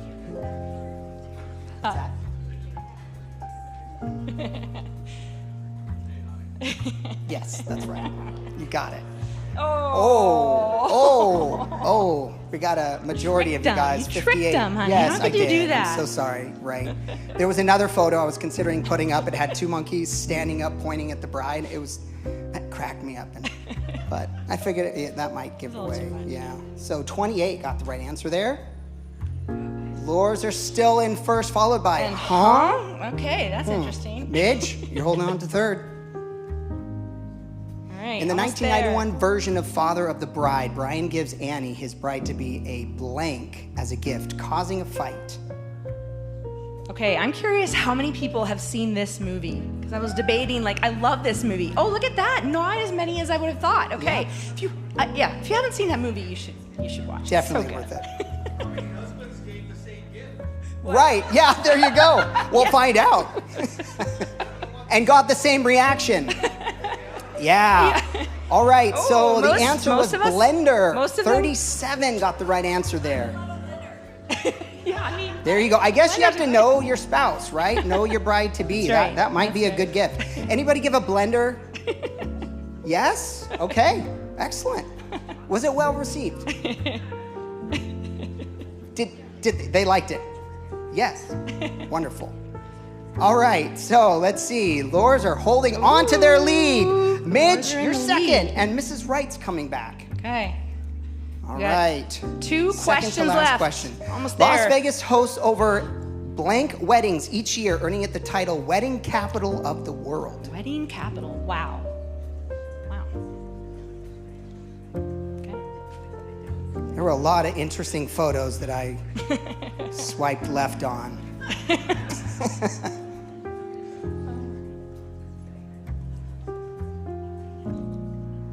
There we go. 100,000. That's a lot 31. of weddings. A lot of weddings. All right. Oh, Midge, you're in first place. Final question. Get Laura's ready for this second one, guys. place, This one's and, going to be the hardest. Looks like is pulling up third. Huh? Oh, it was the 100,000? 100,000. 100,000. 100,000. All right, final question. This is a little bit of a gimme, okay? So just a little hint. According to author and marriage life pastor Kevin A. Thompson, what are the 3 critical roles of a spouse? How well were you paying attention earlier? Ooh, those answers are climbing fast. That's good to see. Wait. Yes, that was in. Oh, there you go. I said it was a gimme. Yeah. Yes, yes.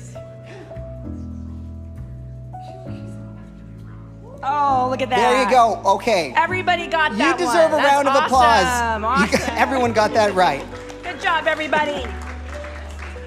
Looks like you're forming some implicit memories here. Yeah.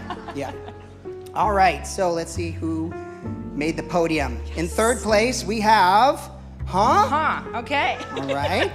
In Right there? second, Okay. we have the Lors. And in first place, we have Midge. Midge. All Where are right, you, round of Midge? applause. All right. Okay, Yes. so come find me after we are done tonight, and I will give you your prizes. Congratulations, everyone, and thanks for playing. That was a lot of fun.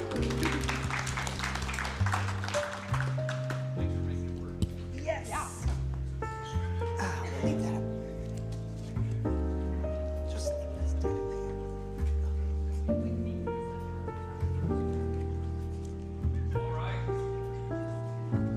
Let's get back at it. We're going to ignore the handout a little bit more than what we did earlier, if you want to know the truth. But hey, so I'm a pretty laid-back guy. So at the end, if I have time, I will probably give a little bit of time for questions because I know there has to be some that are out there.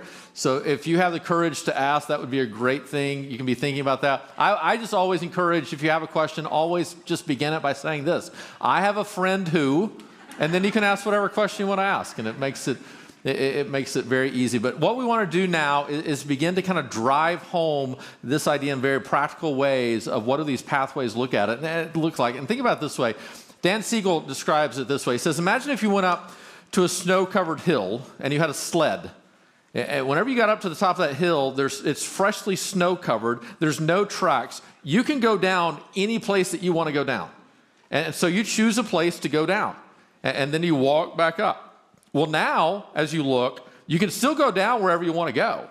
But there are grooves that are already in the snow. And you already know what that's like, and you already know what that experience. And so let's say you go down it again. Well, now you walk up the hill. You can still go down wherever you want to go. You have complete freedom to do that. But If you go down this way, the groove's already there, and it's kind of got past the powder of the snow, and now that's down to ice, and you can actually go faster. And the chances are you actually are somewhat predisposed now to go back down the same pathway you've already been going down. Well, next time you come up the mountain, you can still go wherever you want to go. You have total freedom to go however you want to go. But chances are you're going right there. Whenever we talk about this idea of attachment, secure and non-secure, you hear me use this phrase a lot, pathways. These are not things that you and I are forced into. It's not a concept that we are now just helpless victims from our past and there's nothing we can do about it whatsoever.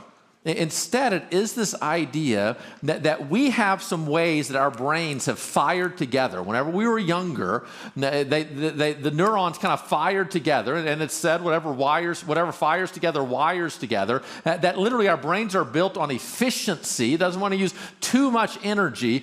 So we pick patterns that become familiar to us, and we keep on running those patterns ad nauseum until we choose otherwise.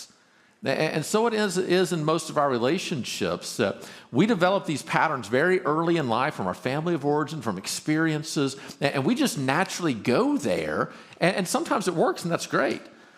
But sometimes that's not the way we need to go. And so what we have to do is begin to learn how to create new pathways. And that's the good news, I think, that is within all this. And I don't want to bury the lead in any way.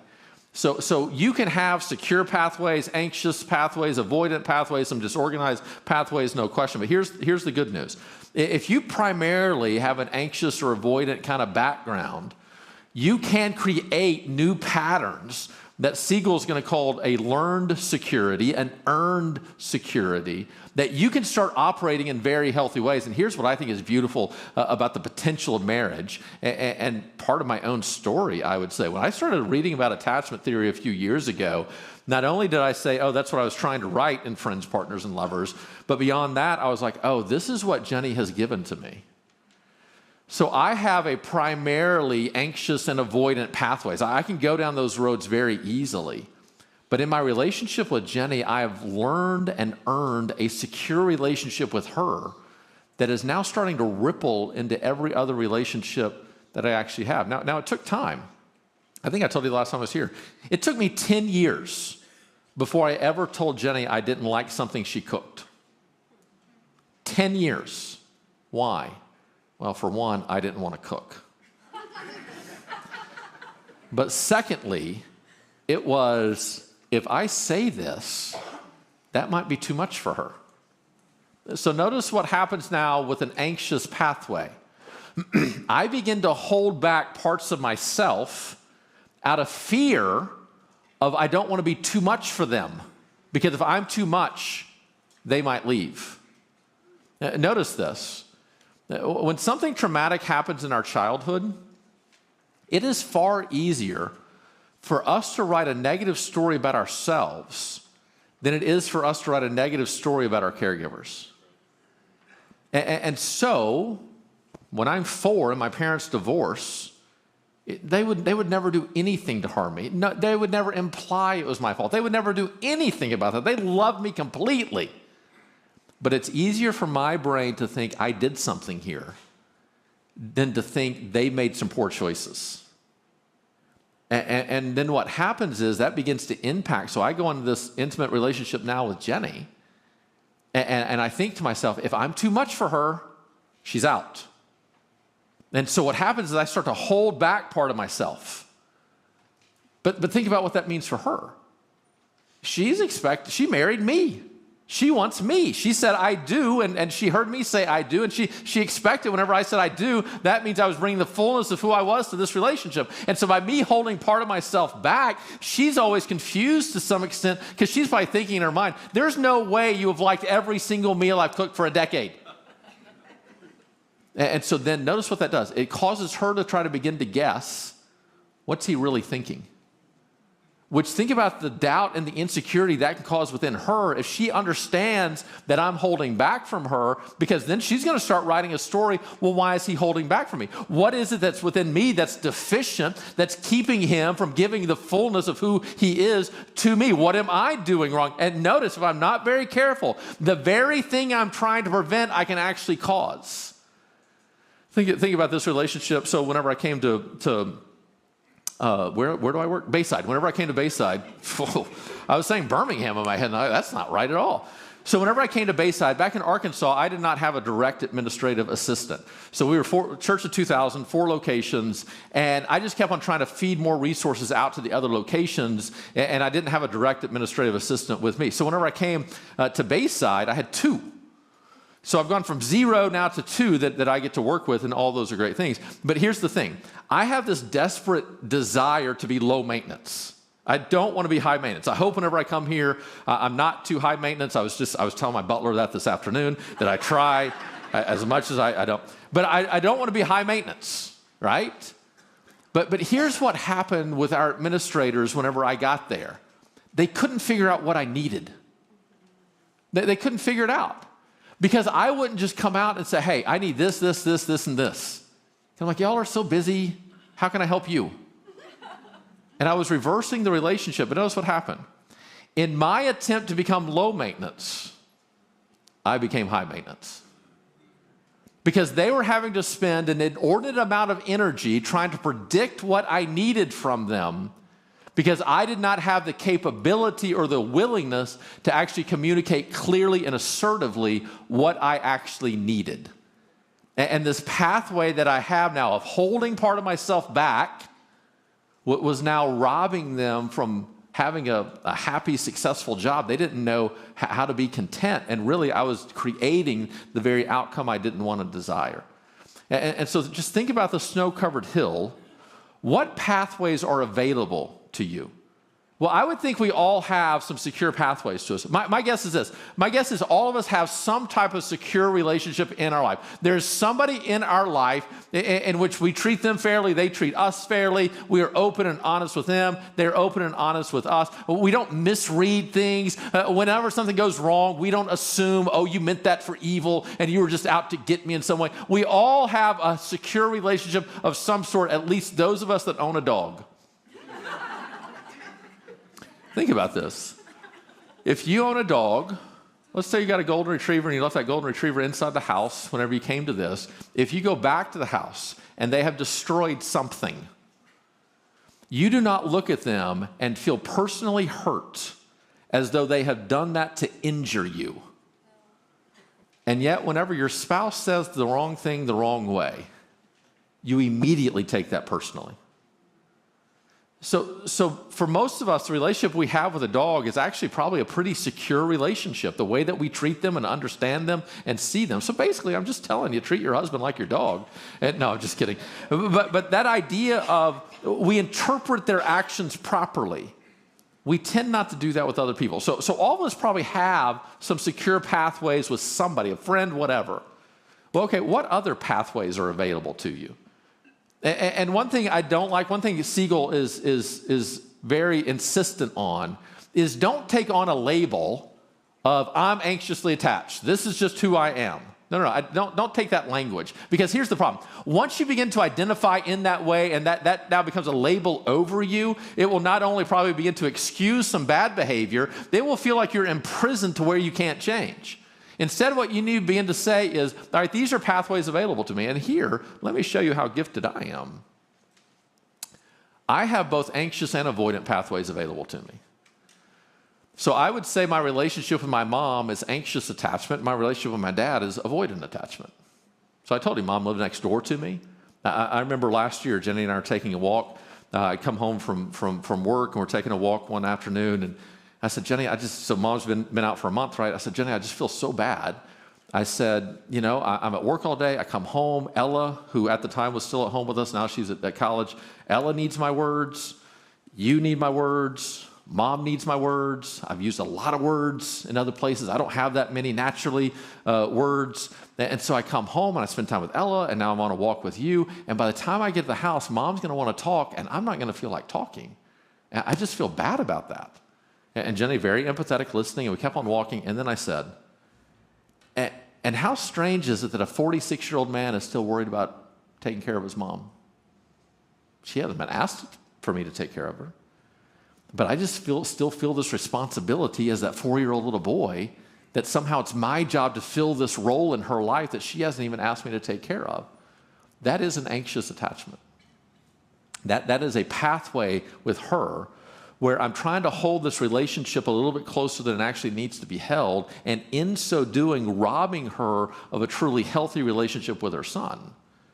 Now, with my dad, who I still have a great relationship with. I'm an Arkansas fan. We're playing basketball last night. I'm driving in the rain from Seattle to here. The game is on, and I'm having everybody text me updates because I could listen to it over the phone. I couldn't find the game, and I finally called my dad with 2 minutes left. I said, all right, give me the play-by-play. And so, you know how long a basketball game lasts. The last 2 minutes was like 20. And so for 20 minutes, Dad's describing the game to me, right? We had a great time in that. We had a great conversation.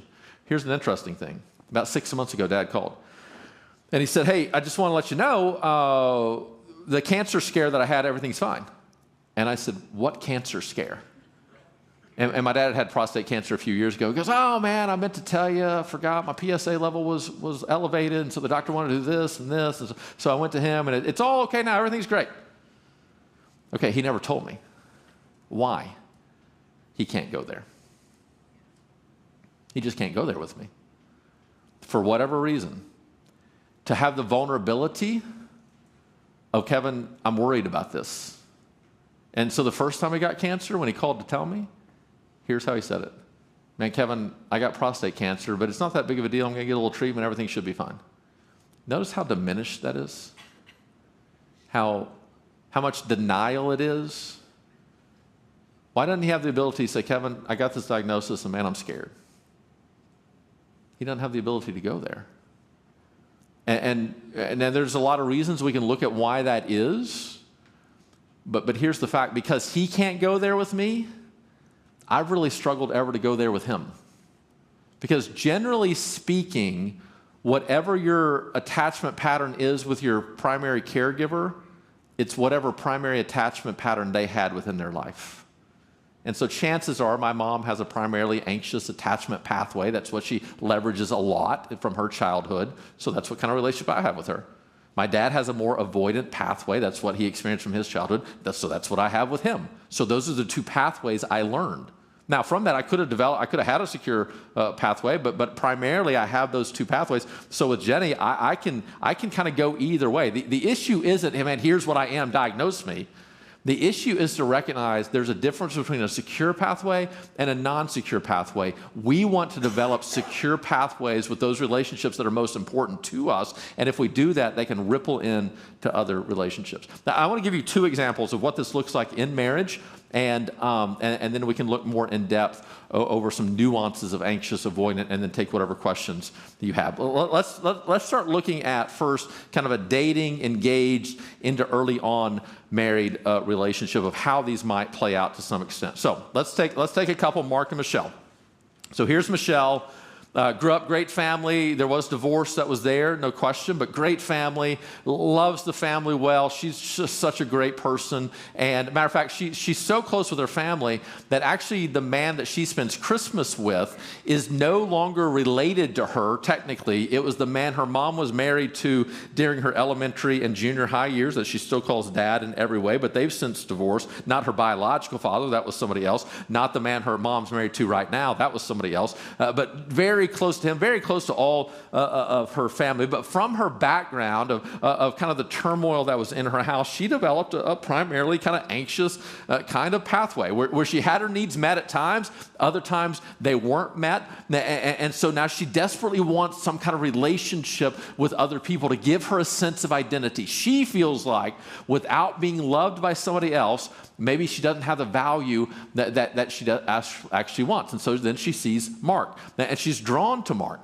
Mark is stable and secure. He really doesn't care about anybody else's opinions. It doesn't seem like he's a great guy. And she's attracted to Mark. Well, Mark grew up, again, good family, loves him greatly. Again, there was divorce. These are real people. Was divorce in his background, and yet he loves his stepmom. He loves his stepdad. All the people try to love him well in every way. And yet for Mark, he grew up with a dad who was great, who loved him, no question. But when Mark was little, and he would have emotions like any child would have emotions, his dad really didn't know how to handle those. And so his dad would never verify or validate those emotions or recognize them. He would say one of two things. Either he would get tired and frustrated with the emotion. He'd say, stop that. You need to grow up. Or he would say, hey, you need to go to your mom. Your mom can take care of that.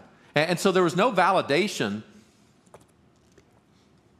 Hour 5, the voice gets a little weak. There was no validation now of Mark's emotions. So Mark began to write the story.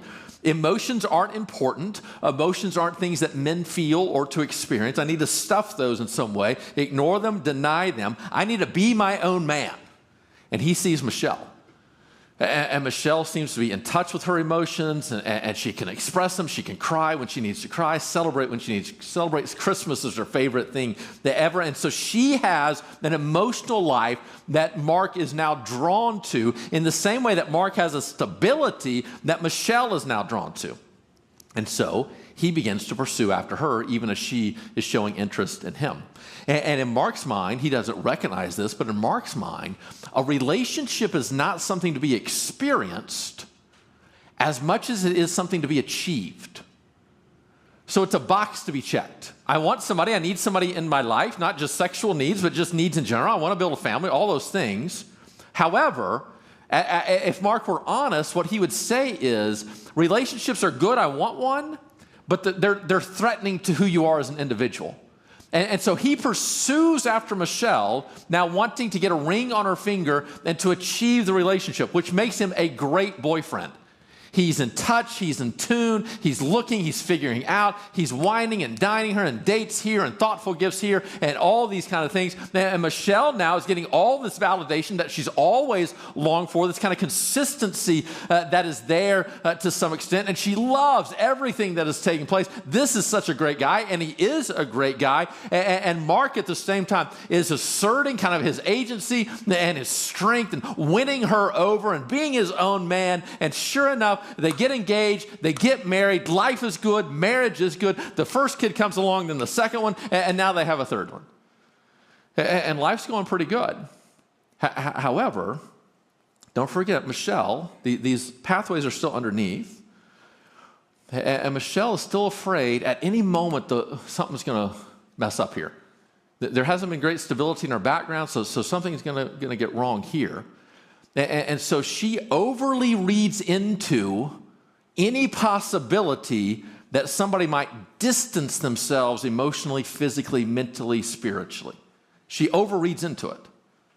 And at the same time, remember, Mark, now that the relationship has been achieved, his great fear is that his commitments with Michelle, that Michelle is going to stifle who he is as an individual, that she's going to be too demanding. So the idea of the old ball and chain, that's kind of Mark's mindset. I got to be careful about that.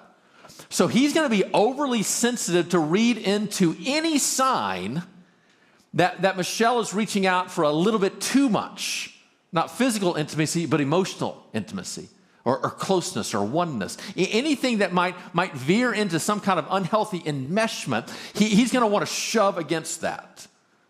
So I don't know what causes it. They probably don't even know what causes it. Whether it is Michelle overreading into something Mark is doing or Mark overreading into something that Michelle is doing, either way, one of them gets spooked into thinking that either he's going to distance himself from me or she's going to encroach upon me. And the moment one of them sees that, they make the first move, and Mark's first move is always away. Michelle's first move is always toward. And whoever makes the first move, it doesn't matter, because notice how they play off of each other. Mark takes a step away. That spooks Michelle. So Michelle takes 2 steps toward. which terrifies Mark. So he takes 2 steps away. So Michelle takes 3 steps toward. So Mark starts sprinting away. So Michelle starts chasing. And now you have this relationship where Mark is trying to get away, Michelle's trying to get closeness, and that could go on for a day, 3 days, a week, 2 weeks, whatever it is, they are running from each other. Both of them are experiencing a dysregulation, a stress because of the separation. Neither one of them are recognizing what's happening. And finally, for whatever it is, finally, one of them or both of them grow tired, and there is this some type of pseudo-resolution. They don't deal with the actual issue to begin with. Whatever happens, they actually connect for a moment. And whenever they connect, the moment they connect, Michelle thinks to herself, we just had a relational breakthrough. We are forever going to be this close. And Mark thinks to himself, whew, I appeased her. I'll never have to do that again. And notice what happens. They're already set up for the next fight. Because Michelle thinks, breakthrough, this is the way we're always going to be. So any slight feeling of disconnection, and I better chase him down again. Mark thinks, whew, I appeased her. I'll never have to do that again. So any sense of encroachment, and he's taking off. And both of them actually become more sensitive now that they've gone through it. Instead of learning from it and going, all right, let's calm, they actually both become more sensitive now to where they're a little bit more quick to chase, a little bit more quick to distance. And if you're not very careful, this could become the pattern of this couple over and over and over again. And what we have going on here is a very typical, Michelle is approaching this relationship in an anxious way.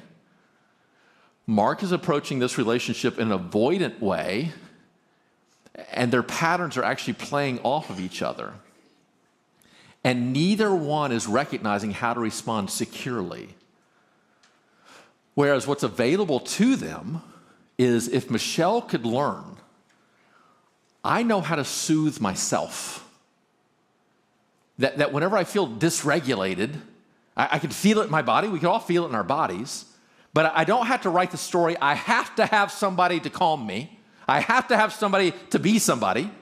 I can learn to be my own person and to calm myself. And so instead of chasing after Mark, I don't have to do that. I can fairly call out to him. And if he chooses to respond, he can. But even if he doesn't, I can calm myself. And so she's less tempted to chase. Well, if Mark then at the same time can recognize his pattern is to run and to see that, all right, my way to contribute to this is every time I'm tempted to step out, actually, if I would stay put or step in, it would actually calm me to some extent. And it is my reaction that's actually creating the very thing I'm afraid of. Notice this. This is a very interesting thing, I think.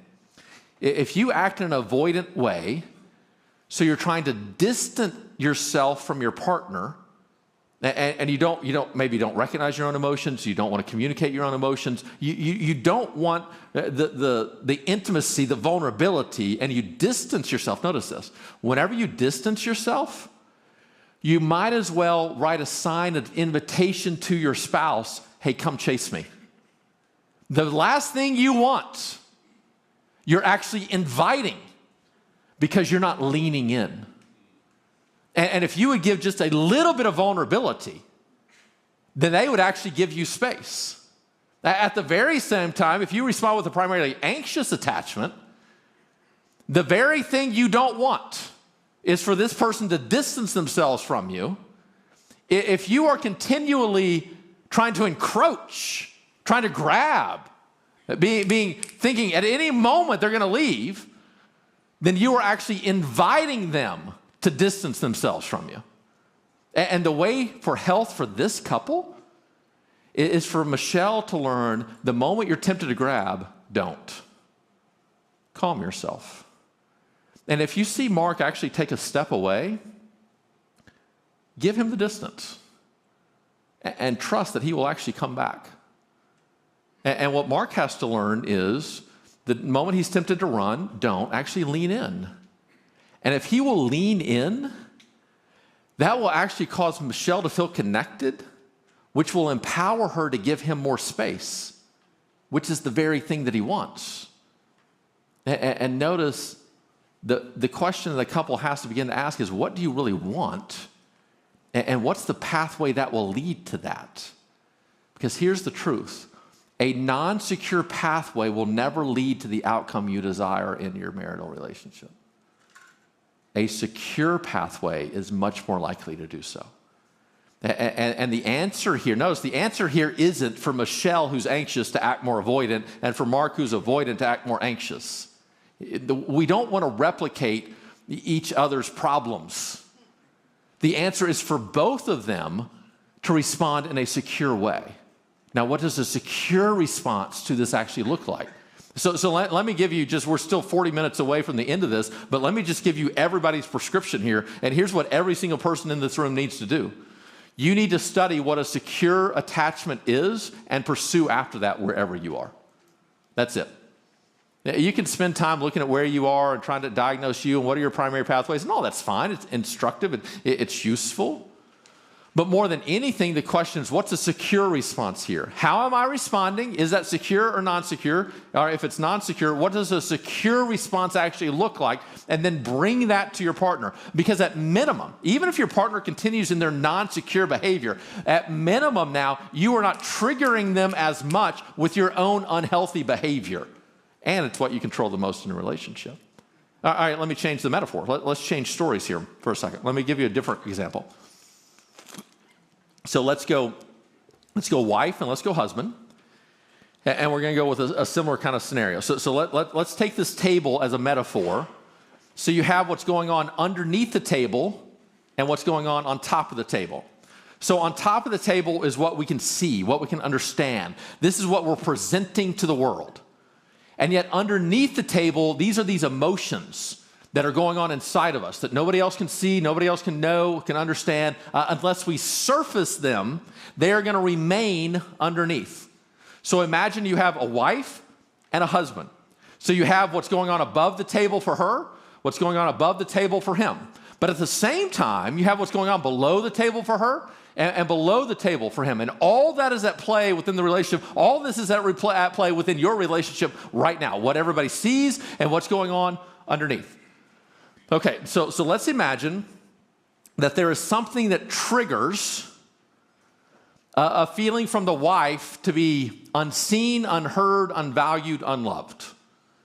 So our attachment needs, whenever we talk about attachment needs, that is our need, very natural, to feel seen, heard, valued, and loved.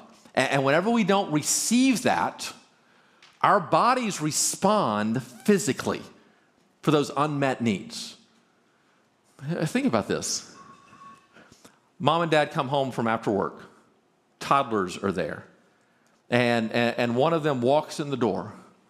And the toddler comes running over to mom or dad, right? And now they want to be picked up and tossed around and loved and all those things. And after that little time of connection, they have that. Then the toddler runs over to some toys. And what does the toddler tend to say? Hey, mom, dad, watch me do this. Because they need to be seen by the one that they care about so much. To know that they're important, to know they're valued. That's just a natural thing. But get this. You and I look at that scene and we're like, that's totally normal. But here's where we get it wrong. We think that toddler needs to be seen, heard, valued, loved, understood by their parent because they're immature. And one day when they grow up, they won't need that anymore. That's false. You know what? They don't need that because they're a toddler. They need that because they're human, just as you are. And so it doesn't mean whenever I walk in tonight at, hopefully I get home at 12:30 tonight, back into Auburn. It doesn't mean when I walk in, Jenny's going to come running and I have to toss her up in the air. And it doesn't mean that. But what it does mean is, as I crawl into bed and I put my arm around her, she needs to feel valued in that moment. Because here's what's 100% true. If I do get to climb in bed tonight, whenever I do, My presence will either cause her heart rate to rise or to fall solely based on our relationship. And she won't even know it's happening. If there is dissension, if there's a lack of trust, respect, vulnerability, then when I crawl in, my physical presence will cause her fight or flight to kick in to protect herself. And her heart rate will rise out of protection. But if we have a good relationship, I think we do, a healthy relationship, if there's trust, respect, and vulnerability, her heart rate will actually be elevated until I get into bed. And then my presence there will calm her and allow her to sleep better. These are some basic human needs that we all have to feel heard, seen, valued, loved, and psychologists call those attachment needs. And when they go unmet, there's actually a physical response to that. In the same way that if you're hungry, you're not surprised when your stomach rumbles and you don't in that moment go, oh man, that's ridiculous. My stomach shouldn't be doing that. No. You're like, I've got to eat. Well, if your basic human needs are going unmet, do not shame your body for responding for that which God has actually created you to need. Instead, pay attention. You see, one of the opportunities we have to learn and to grow, if we are operating out of an anxious or avoidant pathway, some non-secure pathway, if we will begin to pay attention to our bodies, that can actually become a pathway toward healing and a pathway toward secure attachment. If I recognize, as somebody who can lean anxious very quickly, if I recognize as Jenny says something, my heart rate is beginning to rise, I can recognize that and go, oh, hang on, Kevin. Fight or flight's about to kick in. Calm yourself. Recognize you don't need her to change or to fix herself in order for you to be right. Because here's what happens. Somebody with more anxious attachment fixates on what the other person needs to do. One of the ways I know I have a primary anxious attachment is I am fixated on what everybody else needs to do to make my life better. So if Jenny would just do this, if she would just do this better and do that better and do this better. So if my bosses, if they would just do this, this, and this, if they would do this, I could do that. If you think in those terms, if they would change, then I could change, that's anxious attachment. Now, somebody with avoidant attachment, what they tend to think is, yeah, it's my fault. And shame overwhelms them, and there's nothing I can do about it, so I need to actually distance myself so that I don't cause pain in them because I'm the problem. So notice this, in a lot of unhealthy relationships, the couple actually agrees whose fault it is because the person acting out in an anxious pathway says it's their fault, and the person acting out in an avoidant pathway says it's my fault, and they both agree, but they're both wrong. They're actually both playing into that. So imagine something now triggers something within the wife to feel unseen, unheard, unvalued, unloved. It could be anything, hypothetically. I'm not saying it happened on my house on Friday. I'm just saying hypothetically. Imagine we have people over Thursday night, and Jenny wakes up Friday morning, and she sees a sink overflowing with dishes while I'm at the golf course, hypothetically. And I come home later that afternoon, and she walks in, and the sink is still overfilled, and she feels unseen, unheard, unvalued, unloved.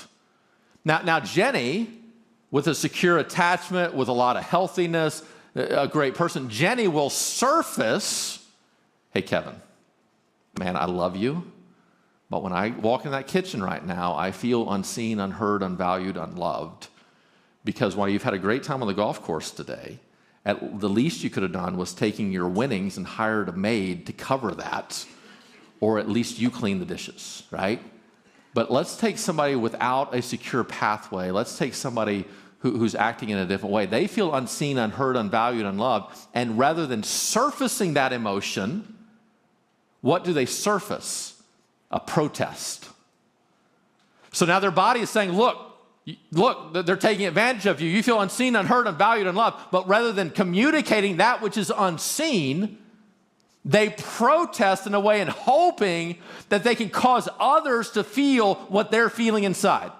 The mature way is to communicate it and have a conversation about it above the table, but whenever we're incapable of doing that, because if I do that, then I'm too much. If I do that, they might leave. If I do that, what's going to happen? So I hold part of myself back, but instead that's still eating at me in such a way I have to do something. And so what I do is I protest, and maybe I say, or somebody says, does nobody care about these dishes?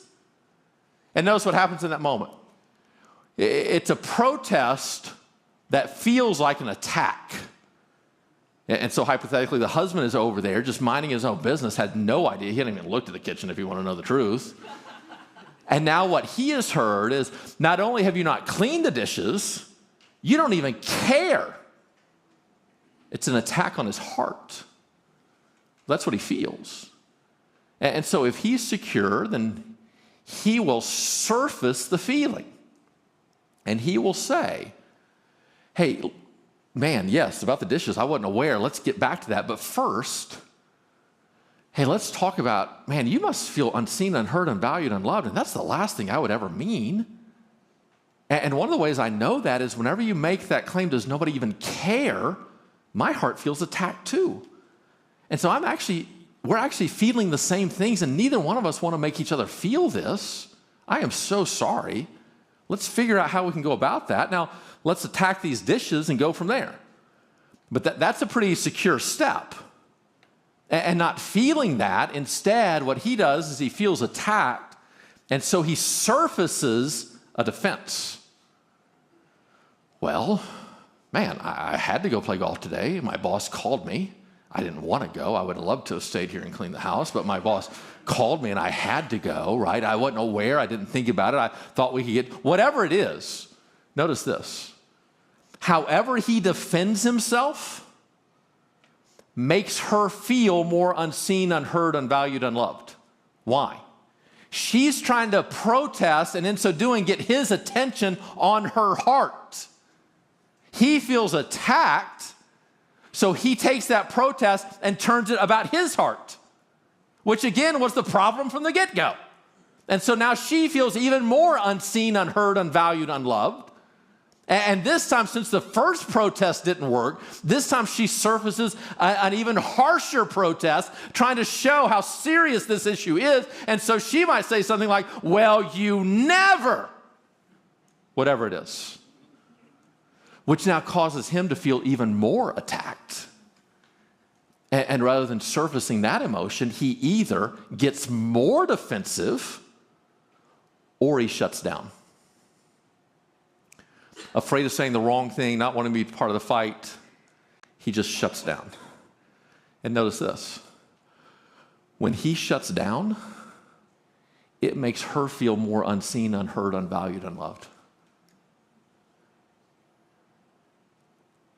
And now we're in what psychologists will call the doom loop, the infinity cycle, to where each person is simply playing off of each other's own weaknesses and emotions, not aware of how each of them is playing a role in the overall thing of what's going on. And so if you have had the same fight twice ever in your marriage, this is what's actually happening. It's not about the dishes. Why is it that there are times in which Jenny can walk into a kitchen overrun with dishes and literally go, thank you, Jesus, for this life I'm living, put in her AirPods and sing worship music while cleaning the dishes, when there are other times that she can walk into the same scene, look at it one time and go, where's my gun?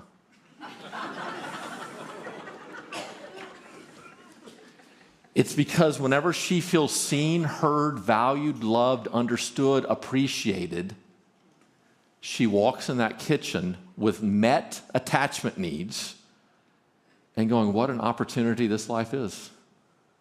And man, we got a job where we can have people over, and we got this great house where we can host people, and we get to do ministry.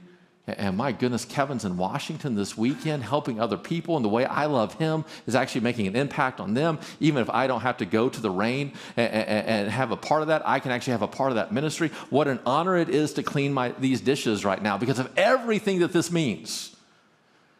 And yet, whenever those attachment needs are unmet, you're incapable of seeing the bigger picture because there is such fraught within you, your fight or flight is kicking in, that honestly, it is such a major issue.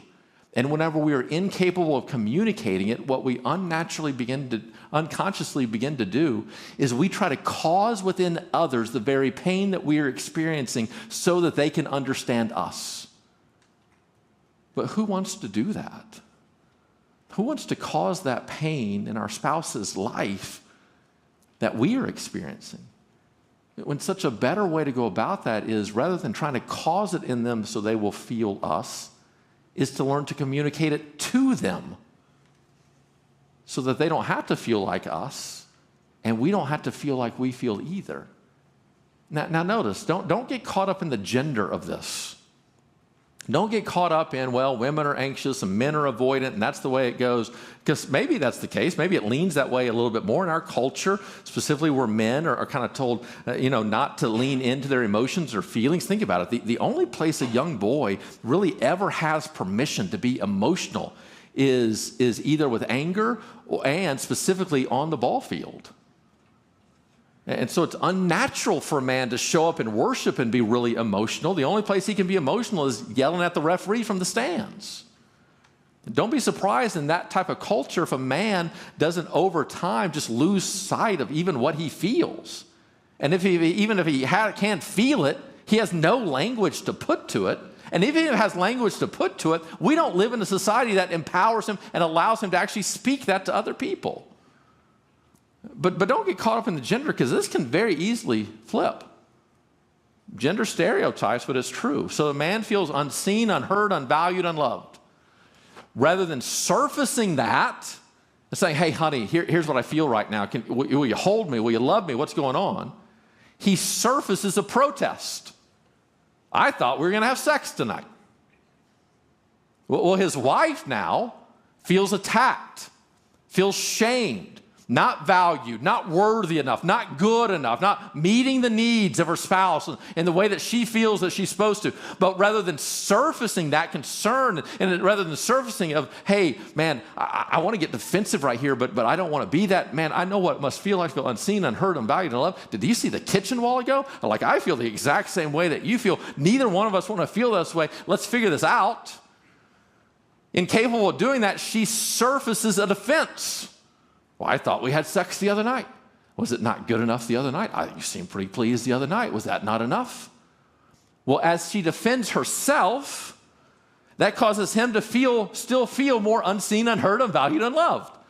And so since the first protest didn't work, he has to up the ante with a greater protest. I don't know if we're ever going to have sex again. You think it's so unique to you, it's not.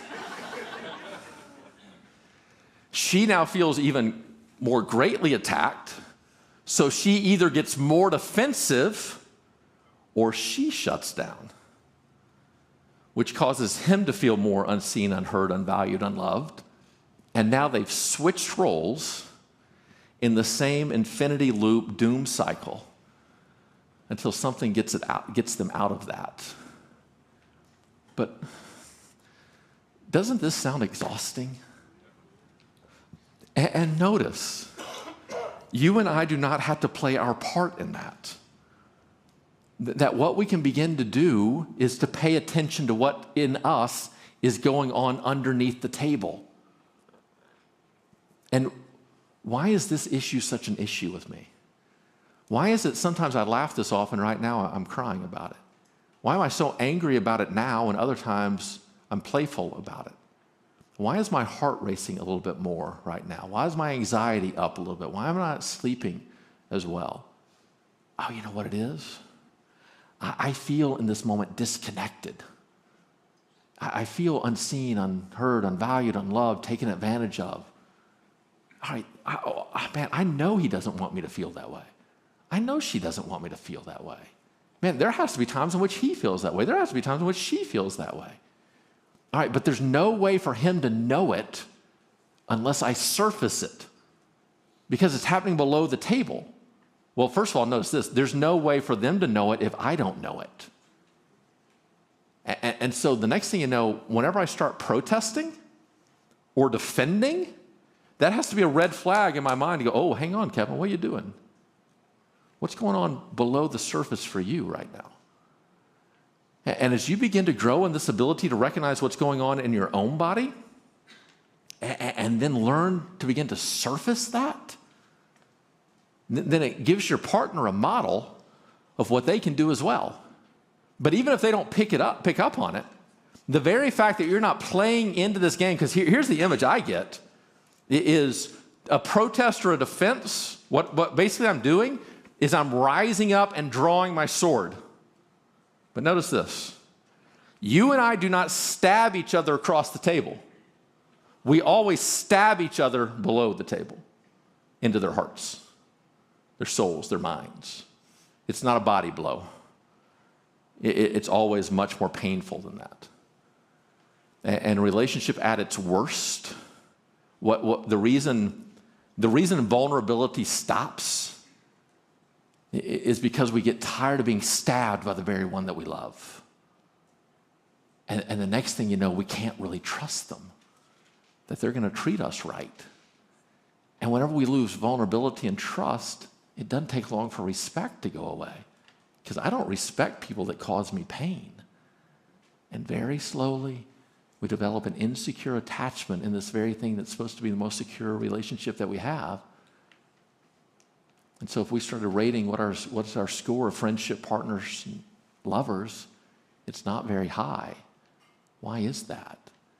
It's because we are just very naturally going down these pathways that come so simple to us, and they make sense to us because they saved us in the past, but they're killing us right now.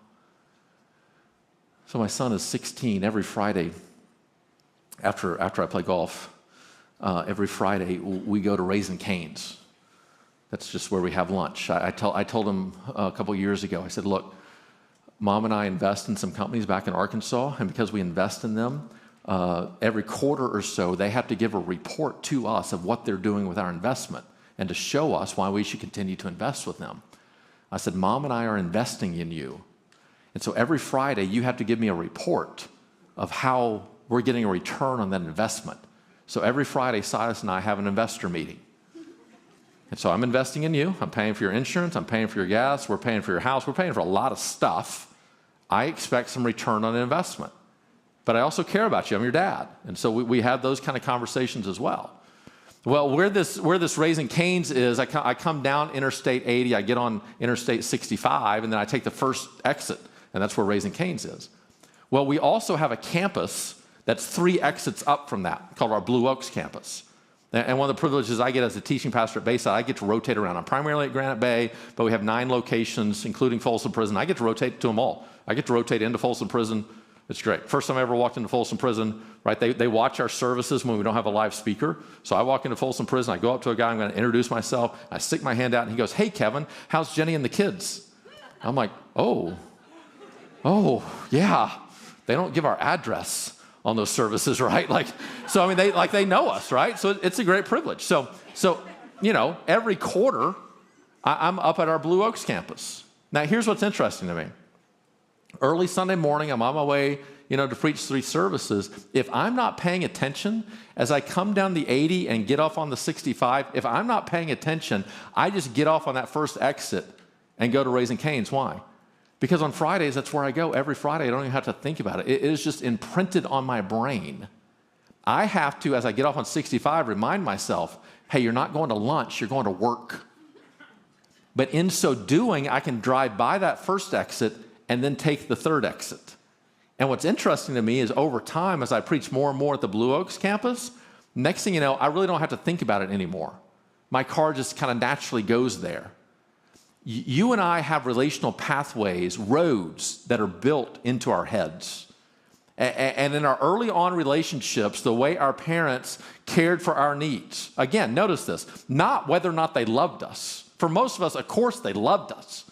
But whether or not they had the skill based on what was going on in their own lives, the knowledge of how to do that based on how it was modeled for them, or even the circumstances that were taking place in their lives. Think about little Silas. Silas, who's now 16, whenever he was born, he had an older sister, he still does, who has special needs. Sometimes I wonder, was Jenny and I's attention so much on Ellis, and even still to this day, do we have to give so much attention to her that there are times that we are distracted from what's going on in his life? And is it possible that many of his needs are going unmet, not because we don't love him, but just because of the way life circumstances are?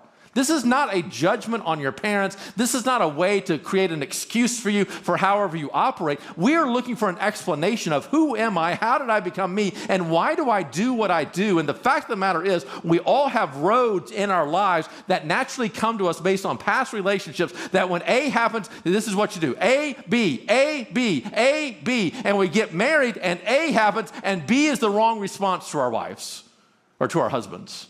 And what was the natural response in our family of origin is not the natural response in this moment. And the very thing I'm trying to protect myself from, I will cause if I go down this road. I have to recognize it, stop it, and create a new road. And here's the good news. You have that capability.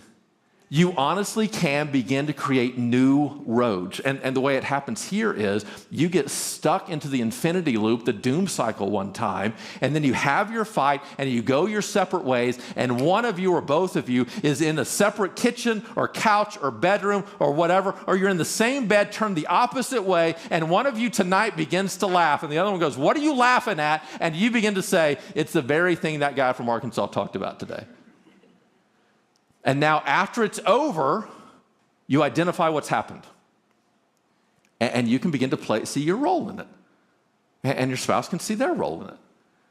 And then the next time, you're right in the middle of it. You're as mad as can be. And one of you go, "Hang on. This is what he was talking about." And right in the middle of it, you go, "It is." And you stop. And you just ask the question, what's going on below the table for you? Or you begin to say, "Here's what's going on below the table for me." And then you make some growth there. And then the next thing you know, at some point, you feel unseen, unheard, unvalued, unloved. And before you even protest, you recognize it. And you go, "Oh, wait, what was I supposed to do here? What's a secure approach?" And you surface the emotion, which isn't an attack on your spouse. But they don't know how to respond to it. This has never happened before. And they look at you like, "I don't know what to do here." And you figure it out. And before long, these experiences may never fully go away, but you become much more skilled in avoiding them and recognizing them and handling them properly and apologizing whenever they do occur. And the next thing you know, this relationship that could be going like this suddenly just has this very kind of slow, even keel about it, to such an extent that 25 years in for me and Jenny, 25 years in, and we have figured some things out. And you know what the truth is? I'm not saying marriage today is just simple. I'm not saying it is. It's much easier today than it was in the first 10 years. And it was good then. And here's something I don't think a lot of people in my position say, because I do want to write more books about it. Marriage does not have to be the hardest thing you've ever done. It just doesn't. But if you allow unmet attachment needs to continue, and you just keep on operating out of whatever comes naturally to you, you're leaving to chance the outcome of your relationship. But if you will take responsibility for yourself and with compassion and empathy, figure out, who am I and how did I become me? And here's the great test for me. Here's the great test of whether or not you're judging and looking at your caregivers fairly. Maybe it's not true for everybody, but it's true for me. The moment I could begin to look at my dad with empathy, I knew I was onto something. He had none of these tools. How easy would it be for me to sit back and judge him and say, "Look at what you did to us"? At least 2 affairs. Maybe more. At least 2. Broken this family twice. now having to deal with all. It would be easy for me to judge him, but here's the thing. If I stand in judgment of him, I'm not recognizing that he had his own needs and his own times of feeling unseen, unheard, unvalued, unloved. He didn't even know his dad, his biological father. He had a good guy in his life that played the role of his stepdad, but if you look at my dad, he really never knew how to feel value for himself apart from the affection of a woman. And as many people with a primarily avoidant attachment would, never knowing how to soothe himself or emotionally connect, sex just brought him something that nothing else really could, even as it shamed him and caused him tremendous guilt because he knew he shouldn't be expressing it in that way. And now as I've become very introspective of my own life, not only has it created new pathways for me, it's given me empathy for them to such an extent that Mom was out a year or so ago and we're driving down the road. We never talk about these things. My parents have been very good about not bad-mouthing each other. And I just kind of broached the topic of, man, I've been studying this attachment theory. Have you read about it or heard about it? And she's very well read and all those things. And it was Mother's Day. I was just taking her on a little road trip, so we had time to talk. And I never really said anything other than kind of explained it and said, you know, some people have a primary pathway of anxious and some have a primary pathway of avoidant. And she just asked the question. She goes, what happens when somebody with an anxious pathway and an avoidant pathway get in a relationship? And I said, man, there's great potential for them. If they recognize what's going on, they can actually both find healing. But if they just live out the worst parts of those pathways, it can be very difficult. And she said, you mean like your dad and I? I said, yeah, Mom, probably so. I said, y'all didn't know. You really didn't have a chance. These tools weren't around. But chances are if you went through it today with some help, y'all could actually not only figure it out, you could have a great deal of change. And that's what I'm doing. And in so doing, even her past was a little bit of a settlement. So even in that moment, as she felt like she was losing, she was winning. What questions do you have? Who's going to have the courage to talk about a friend? Because I explained it all so well. What do you got? Somebody raise your hand. These are hard to start, hard to stop. Yeah. So what's a good red flag to notice in yourself when you are starting, like, you know, oh, I have attachment needs that aren't being met. What's some kind of red flags that you'll be aware of? Yeah. So some red flags. Really, I mean, one thing I love to do is pay attention to your body. Why is your heart racing in this moment? I mean, we shouldn't. I'm at home. I should be calm. That's a red flag of what's going on. Recognize protest and defensiveness. Both of those things that are actually taking place. More than, all right, it's not that I'm bringing up the issue for us to solve the issue. It's that literally I'm adding to it more emotion or more angst than these are dishes in a sink. Not that big of a deal in the grand scheme of things. But they can communicate some very important things. And so why is it that when my spouse is protesting, I'm so quick to defend myself instead of speaking to her heart? Or why is it I'm so quick to protest here instead of just surfacing the emotion that's going on underneath? I think those are some very big issues. Another thing I would begin to question is, let's pause for a moment and say, all right, is the emotion we're feeling in this moment contextual to the actual issue? If it's not, don't shame the emotion. Recognize the emotion is a red flag of something else going on. So here's what we got to be very careful about. It can come across as somebody with an anxious pathway is too emotional, and somebody with an avoidant pathway is just so logical. But here's what we got to be careful about. Emotion and logic are not at odds. Kurt Thompson says it this way. It's logic plus emotion that leads to wisdom. Which means without both of those, we actually can't get wisdom. Here's what emotion actually does. Emotion empowers us to put logical presuppositions into a proper order. So if I were to say right now, if I were to give you three unrelated facts, it's raining, my flight is at 9:45, your house is on fire. Those are all, well, I don't know if the third one's true or not. We'll find out. Those would be three truths. It is emotion that allows you to put those in the proper order. That for me, what's most important in those three, I'm not a fireman, what time's my flight? For you, it's your house is on fire. And so emotion allows you to move up or down the priority of that logic. Without emotion, you wouldn't know how to put those in proper order, which is why sometimes when somebody's on the spectrum where they might struggle with emotions, they might struggle in putting logical precepts in the proper order. It's emotion that allows that to happen. Now notice what happens. Those with an avoidant pathway, emotions can be foreign to them, and they can look at somebody else and say, you need to calm down. Well, no, emotion's important here. As a matter of fact, whoever says you need to calm down, that is actually a sign that that person is emotionally dysregulated. You need to calm down is them protesting, saying your emotion is making me uncomfortable and I don't like it, you stop it. They're actually uncomfortable with the emotion. And so what needs to happen in this relationship is that, first of all, the person with a primarily avoidant pathway, they need to learn to get in touch with their emotions. Something like an emotion wheel is useful. When Ella was little, right, Down syndrome, she was struggling to understand this.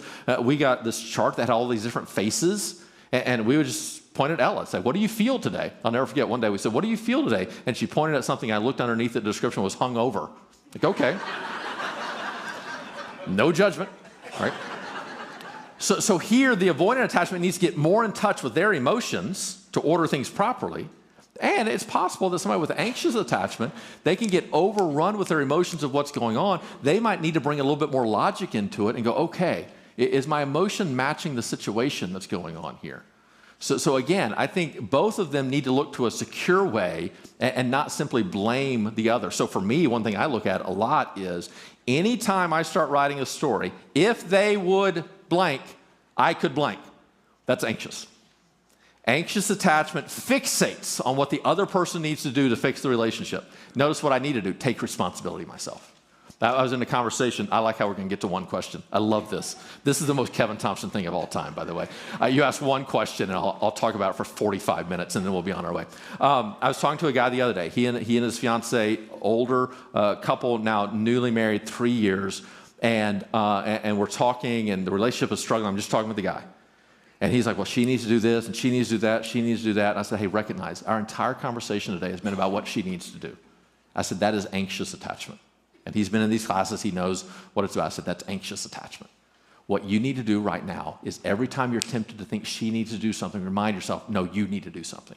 Now, what I want you to do is take responsibility of this. I want you to go get counseling. I want you to walk in the counselor's office and say, hey, I need help. I want to do my part of this relationship. And if you will do that, you will give her a model of what she should do, but she has to take responsibility for herself, just as you have to take responsibility for yourself. And he called me the other day. He said, I walked into the counselor's office, and he said, the counselor told me, I'm shocked that you came in here talking about you because so many guys walk in here talking about what their spouse needs to change.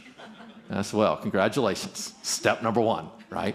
So watch out for what your pattern is as far as that goes. Let's go one more question. Yeah. How do you, maybe you can articulate the difference between a protest and just simply being healthy and bringing an issue. And what happens if you do it in a healthy way? You're just servicing what you're feeling, not being seen, blah, blah, blah. And the other person gets defensive and takes it as a protest or something. Yeah, no, that's a great question. So naturally bringing up an issue is about the issue. A protest is about what's going on underneath the table. So if you're surfacing, hey, here's what I feel in this moment, great, you own your emotions and you're doing that. But if you're saying, hey, what about X? And it's really about what's going on underneath the table, that's a protest. And so you have to pay attention within yourself. Am I really worried about this issue, or is this issue leading to something else? And you can pay attention to your body, how emotionally involved, what's going on inside, fight or flight, those kind of things, heart rate, tone of voice, how much angst is going on. And that angst probably isn't really about the issue. Instead, it's about what's going on underneath the table. And now, am I being honest? Whenever I bring this issue to the top, am I being honest that it's truly about the issue, or is there something underneath that my spouse can actually feel that something else is underneath? And here's the other thing. If a spouse gets defensive, here's the thing. If I bring an issue and my spouse gets defensive, it probably doesn't bother me that much because I'm talking about the issue. Oh, they're getting defensive. Oh, man, that's too bad. How can we work on that?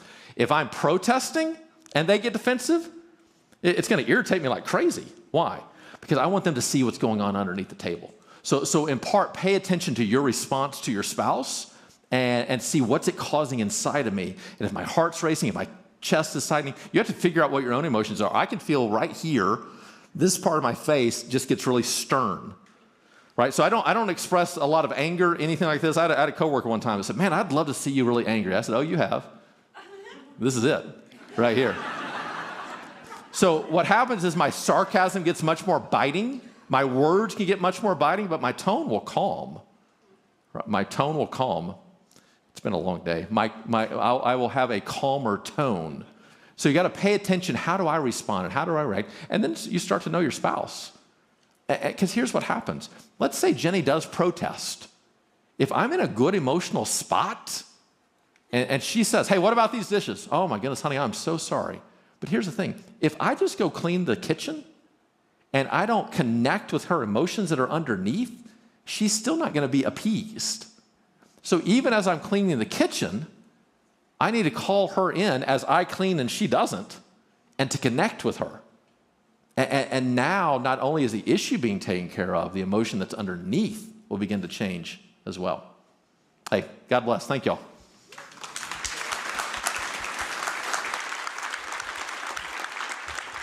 Wow.